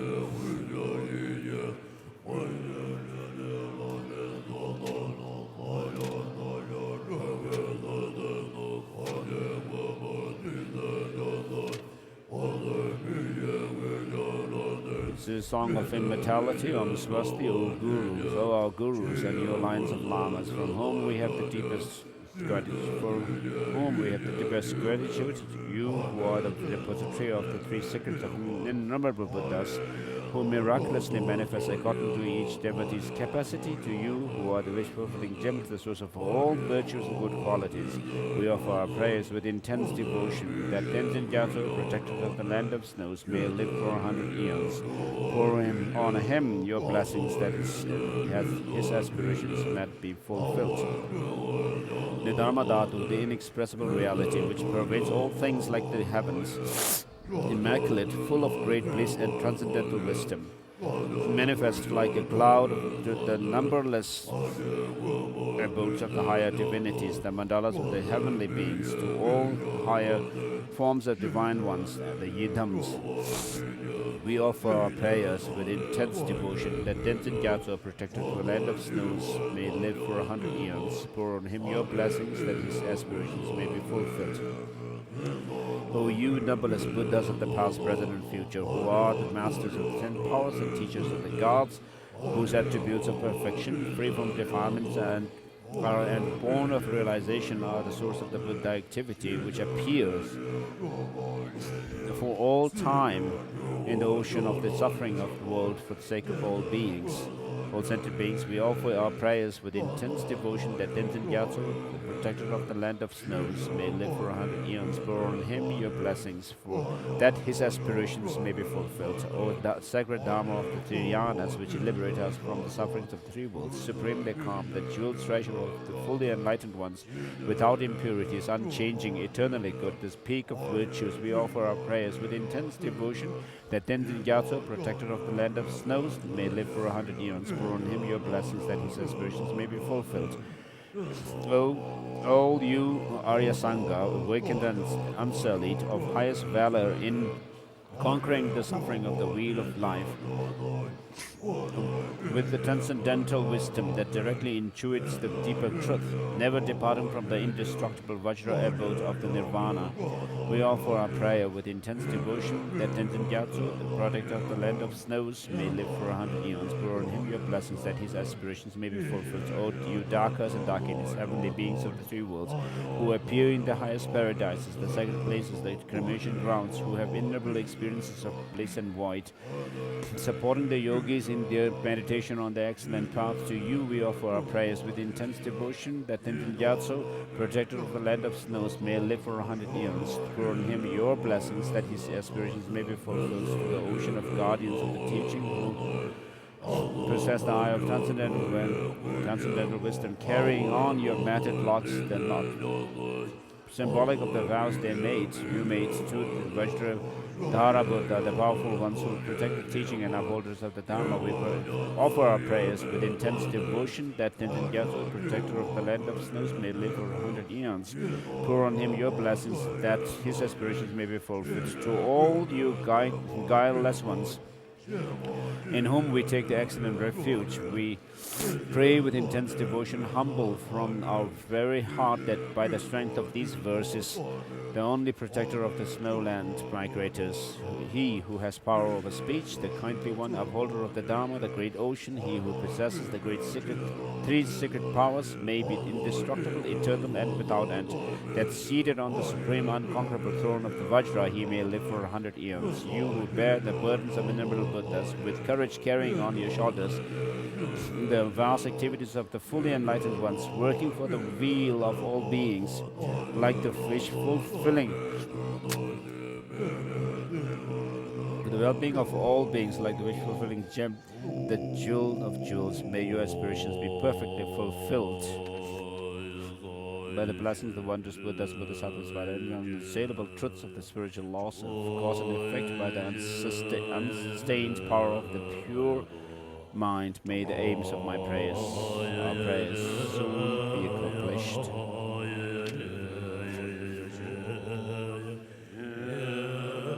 Mandala offering, this land anointed with this ground, anointed with perfume, strewn with flowers, adorned with Mount Meru, four continents, the sun and the moon, I imagine as a Buddha hand, and offer to you. May all beings enjoy this pure land. By the soul.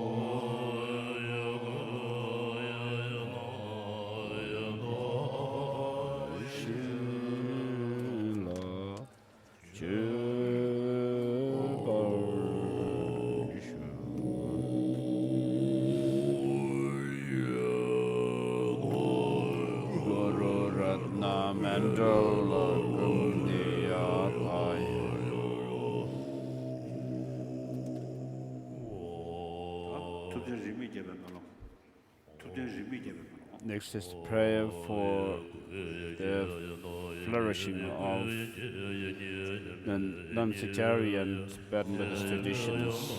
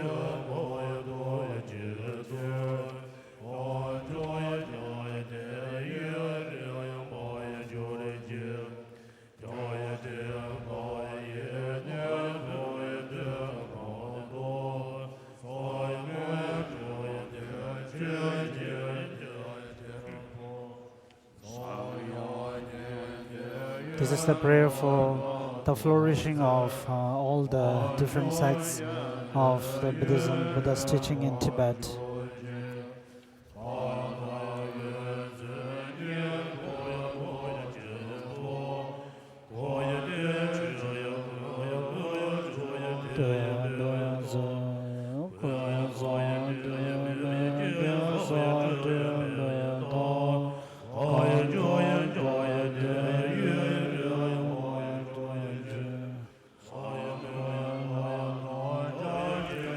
From here is the homage to the masters through the contact, the vast contact, and also the profound wisdom emptiness. The great master of Atisha, and may those teachings of Buddha in Tibet flourish.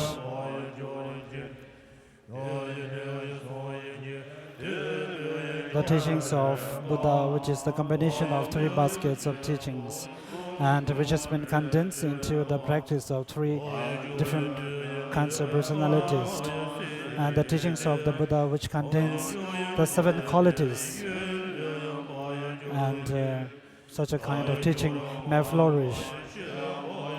The great translator, Maba and Doje, and so on, and the lineage of blessings, and also the Kagyu traditions, and with irrespective of all the traditions, may the teachings of the Buddha flourish.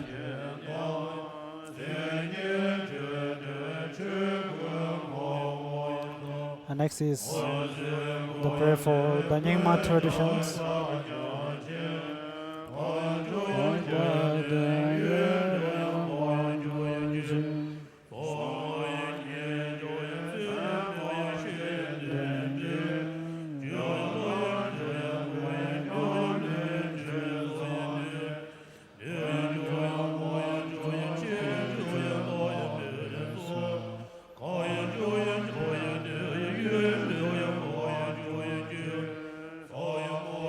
And next is the praise for Lama Tsongkhapa's teachings, which is the combination of the vast contact practices and the profound emptiness practices, which has been combined together, and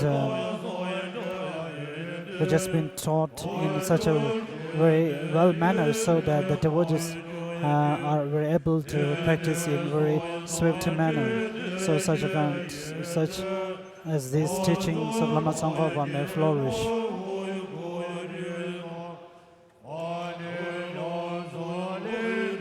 The teachings which are prevalent in Tibet, which contains the condensed meaning of the 3 baskets, and also in terms of Vajrayana, the 4 different,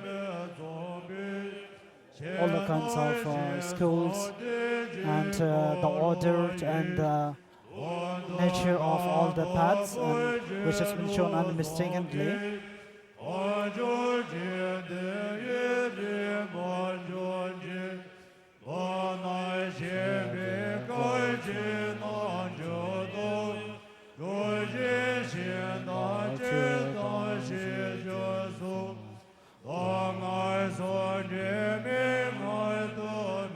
So in summary, all the 10 different kinds of lineages and the great teachings coming through the 2 trailblazers, and also the teachings which are very rich with both sutra and tantric practices. So such kind of teachings of the Buddha may flourish.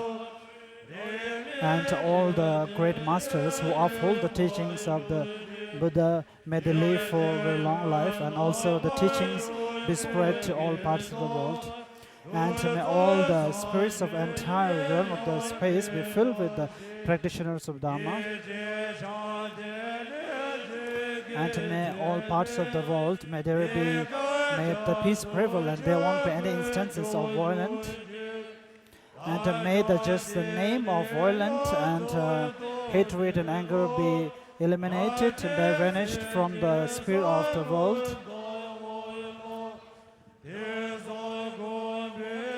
And may I also from now on be guided by the great masters, and may I be also able to practice the great paths and the teachings shown by these great masters, including both the vast contact and the profound emptiness.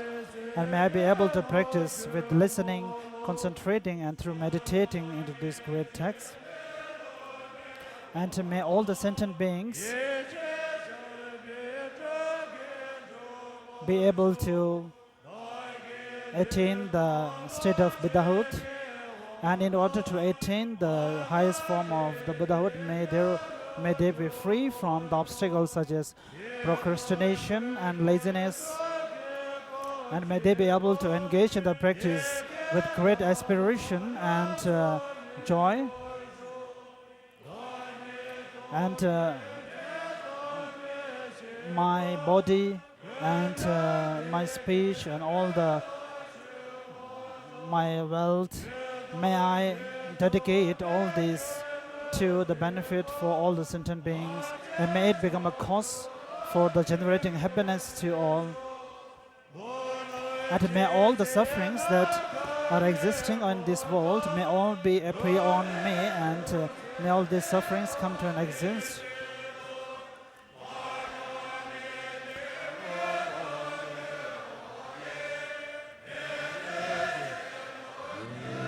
And may, as long as the space remains and as long as the sentient being remains, may I too remain and with directly or indirectly be able to benefit all the sentient beings.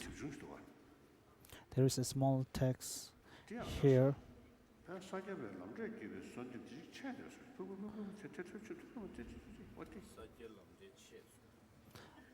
It appears as the lineage, the praise for the lineage master of Sakya is missing here. I think it's important that we have to examine here. I find that the praise for the Sakya tradition masters are missing. There is one stanza or one verse missing between here. I find that it's missing. I have written two stanzas for all the traditions, and here I find that there is 5 stanzas, 5 sentences for one verses, and so you must examine, you must check with the originals, and you must check and correct it, otherwise it will be a great mistake that it is printed to a large volume. So still there is about 20 minutes to 11:30. So I think it's clearly there is 15 minutes left. So shall I read from the remaining of the teachings?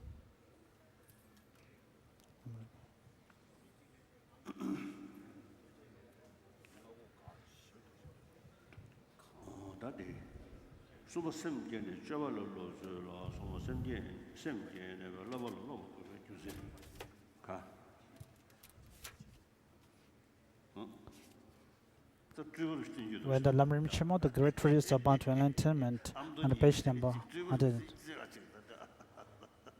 So here the two Amdas are trying to show some special magic powers. It's okay now.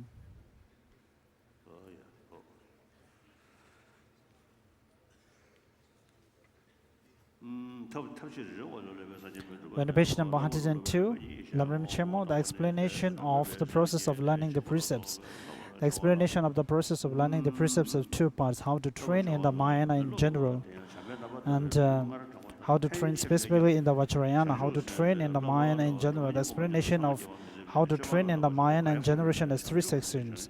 Establishing the desire to learn the precepts of the spirit of enlightenment in the discipline of individual liberation in Tantra. I think it's not right. Maybe make a mistake.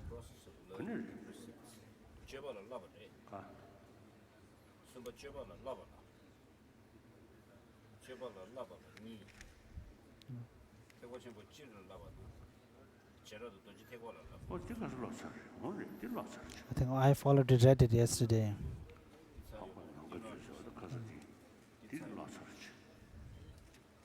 I've already read that yesterday.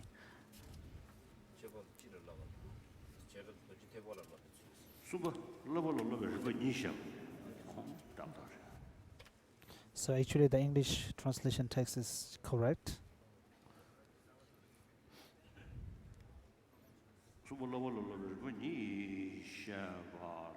explanation of the process of learning the precept. The explanation of the process of learning the precept of 2 parts: how to train in the Mahayana in general, and how to train specifically in the Vajrayana. How to train in the Mahayana in general, establishing the desire to learn the precepts of the spirit of enlightenment, taking the vows of conqueror's children after establishing the desire to learn the precepts. How to train after taking the vows. Establishing the desire to learn the precepts of the spirit of enlightenment in the discipline of individual liberation and in Tantra. It is inappropriate to study the precepts before you have first taken the vows.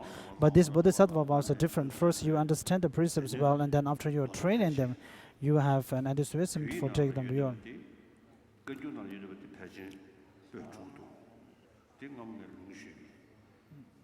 The text is existing in Tibetan translation. It's about 6 volumes. But in Chinese translation, I think it's even more volumes. So in future, we may have to examine these translations.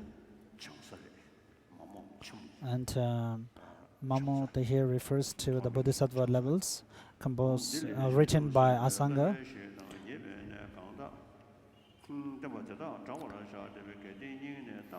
In this regard, the Bodhisattva level says, for persons wanting to take the ethical discipline vows of a Bodhisattva, you must first make known and advance the fundamental precepts and the source of all of Bodhisattvas taught here in the summary of Bodhisattva fundamentals for the Bodhisattva scriptural collection of the discourses. If after sincere investigation and intelligent analysis these persons are inspired, and if it is not because of being made to do it by someone else, and it is not to compete with others, then know that these are reliable bodhisattvas. This person should be given the vows of ethical discipline and should receive them in accord with the ritual. This is a very good method because if you understand the precepts, bring them to mind, establish a wish to train in them from the depths of your heart, then take the vows and you will be extremely constant. And from here, taking the vows of the conqueror children after establishing the desire to learn the precepts. I've already established in detail in my basic Patra Awakening commentary on the Bodhisattva's levels chapter on ethical discipline. First, how to take the Bodhisattva vows. Immediately after that, how to guard against fundamental transgressions and transgressions which constitute minor infractions, and then how to repair vows if they degenerate. It is most definitely necessary that you read this before you take the vows to understand them from the how to train after the taking vows is 3. What the precepts are based upon, they are limitless clear categorizations, but if you arrange the Bodhisattva precepts by type, you can include them all within the 6 perfections. The 6 perfections are thus great condensation of all the key points of the Bodhisattva path. The 4 ways to gather disciples, generosity, pleasant speech, working at aims, and consistency of behavior are also included within the 6 perfections as follows. That generosity is included as obvious. A pleasant speech is giving instructions to disciple, taking the 6th perfection as the point of departure. Working at aims is establishing others in the aim of the instructions, and the consistency of behavior is practicing just as the disciple does. We are on page number 104, how all the precepts are included in 6 perfections. A discussion of the main topic, the fixed number of perfections. The Bhagavan formulated a bare outline of the 6 perfections, and Holy Written produced certain knowledge of these by explicating it in accord with Buddha's intended meaning, the key points of the rationale for formulating the perfections in that fashion. This explanation showed that there is a fixed number of perfections. When you are convinced of this and astonished by it, you will understand the practice of 6 perfections as the supreme instruction, so obtain such conviction. The discussion of the main topic, the fixed number of perfections as 6 parts, the fixed number of perfection based on high status, based on fulfilling the 2 aims, based on perfecting the complete fulfillment of others' aim, based on their self-summing the entire Mahayana, in terms of completeness of the paths or methods, based on 3 trainings, the fixed number of perfection based on high status. To fully complete the greatly effective bodhisattva deeds, you need an immeasurably long succession of lifetimes. Moreover, to attain quick success on the path within these lifetimes, you need a life excellent in every aspect. Our present life is not excellent in every aspect, but rather has only some of the aspects of full excellence. If we do not make progress with it, though we practice the teachings, you need a life that has 4 kinds of excellence. Resources to use, a body with which you act, companions together with whom you act, a work that you are able to accomplish once undertaken, Since in many cases these kinds of excellences alone may themselves become conditioned for afflictions, you must not fall under the control of afflictions. As just the 4 kinds of excellences are not sufficient, you must also distinguish well in regard to what to adopt and what to cast aside, precisely what things to do and to stop doing. Otherwise, just as a bamboo or a plantain tree dies after giving fruit, or a mule dies with pregnancy, you will be destroyed by the 4 excellences. The wise understand how these 6, the 4 excellences, control of the afflictions and the knowledge of what to adopt and what to cast aside, are the results of earlier virtuous actions, and they strive again and steadily increasing their causes. The unwise use the result of their earlier accumulations of the virtue and exhaust them. As they do not increase them anew, they reach the brink of their future suffering. When you again produce these 6 in future lives, their production will not be causeless, or from discordant causes, but rather from concordant causes that are perfections, fixed as 6 in number. Therefore, in this lifetime, you must repeatedly habituate yourself to constant reliance on the 6 perfections, because the superiority of the effect is commensurate to the superiority of the causes. A life with the 4 excellences constitute temporary high status, whereas the ultimate high status, which consists of ultimate excellences of body, etc., exists as the Buddha level. Thus, the ornament for the Mahayana Sutra says, high status possessed of excellent resources and body, excellent companions and undertakings, not going under the power of afflictions, and never being mistaken in activities. The first number of perfections based on fulfilling the 2 aims. When someone in such a life of high status learns the Bodhisattva deeds, these activities are comprehensively categorized as 2, those which fulfill your own aim and those which fulfill the aim of others. Therefore, there is a fixed number of perfections based on fulfilling the 2 aims.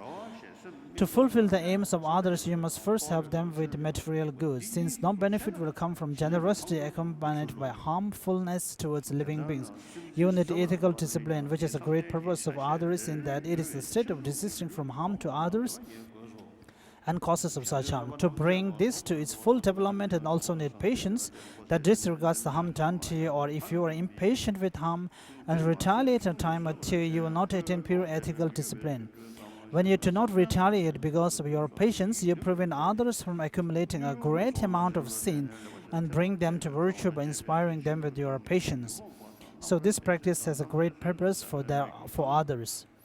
You attain your own aim, the bliss of liberation, through the power of wisdom. Since you will not attain this with a distracted mind, you must set your mind in meditative equipoise by means of meditative stabilization, obtaining a mental serviceability wherein you intentionally set your attention on any object of meditation.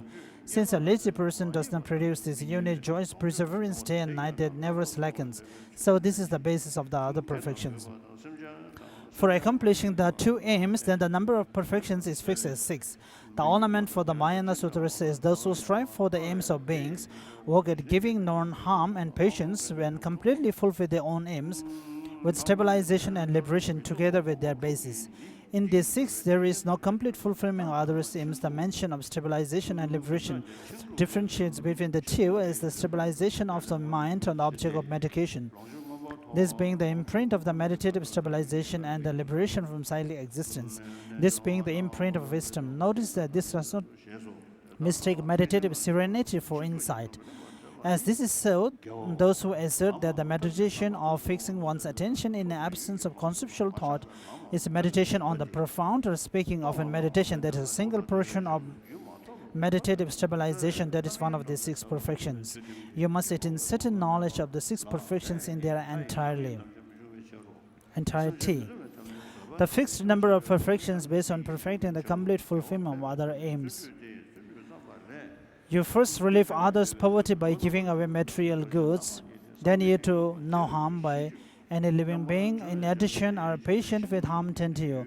Without becoming dispirited, you joyously persevere at helping those who harm you. You depend on. And here the wisdom refers to the wisdom which comprehends the no-selfness on the phenomenons. Through relieving others' poverty, not harming them, being patient with their harm, not being dispirited with what they do, delighting them and speaking well to them, you fulfill others' aims, which fulfills your own. This verse, together with the one above, says that it is not possible to fulfill others and your aims without relying on the six perfections. Once you are certain about the way in which you fulfill your own and others' aim through the six perfections, you will have respect for the practice of them. The fixed number of perfections based on there is subsuming the entire Mayana. You are indifferent to resources because you are not attached to those you have and do not pursue those you lack. Page number 108.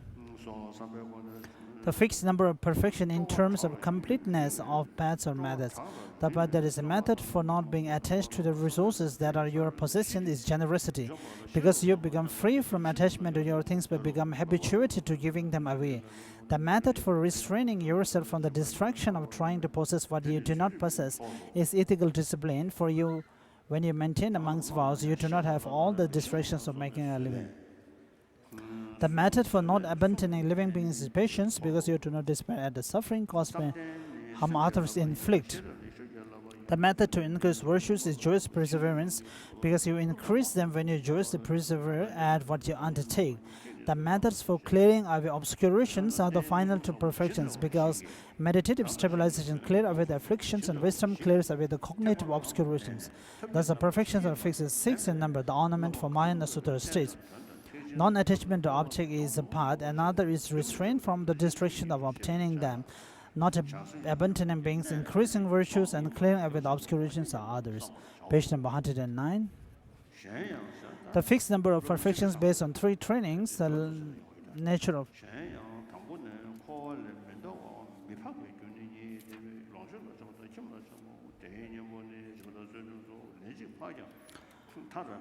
Page number 109, second last paragraph. Furthermore, there are 2 causes of non-initially transcending or rising about daily existence: attachment to resources and attachment to a home. The remedies for these are generosity and ethical discipline, respectively. You may rise above this attachment once still turned back without reaching the end. There are 2 causes of this suffering: from the wrongdoing of living beings and becoming dispirited at the length of time you have pursued virtue. The remedies for these are patience and joyous perseverance, respectively. Once you understand how to sustain a disregard for all sufferings and harm, as well as an enthusiasm which views even an eternity as though it were one day, you must practice them in various ways. If you do this, you will produce the patience and joyous perseverance that are capable of functioning as remedies to what causes you to turn back. Thus, they are extremely crucial. Never mind the matter of the Bodhisattva days, even with regard to present-day cultivation of virtue. There are many who start out, but few who do not turn back after a while, because the forbearance for the slightest hardship is tiny and their enthusiasm for the path they cultivate is timid. This is the result of their not putting into practice the personal instructions associated with patience and joyous perseverance. There are 2 causes for letting your virtue go to waste, even if you do not turn back after a while: distraction, wherein your attention does not stabilize on the virtuous object of meditation, and faulty wisdom. The remedies for this are meditative stabilization and wisdom, respectively. Meditative stabilization is a remedy because it is said that even virtuous practices such as repetition of mantra and daily recitations are senseless if your attention wanders elsewhere. Wisdom is a remedy because if you fail to develop the wisdom that fully delineates a topic in collections of the Buddhist knowledge, you will be mistaken about what to adopt and what to cast aside, even the obvious, and will then conduct yourself wrongly. This fixes a number of perfections that are 6 in terms of there being remedies that eliminate the class of phenomena that are incompatible with virtue. The number of perfection is fixed at 6 based on the fact that they are a foundation for achieving every quality of a Buddha. So we're on page number 111. Let's stop here for a while. It's the mantle offering to thanking Master for giving us the great teaching.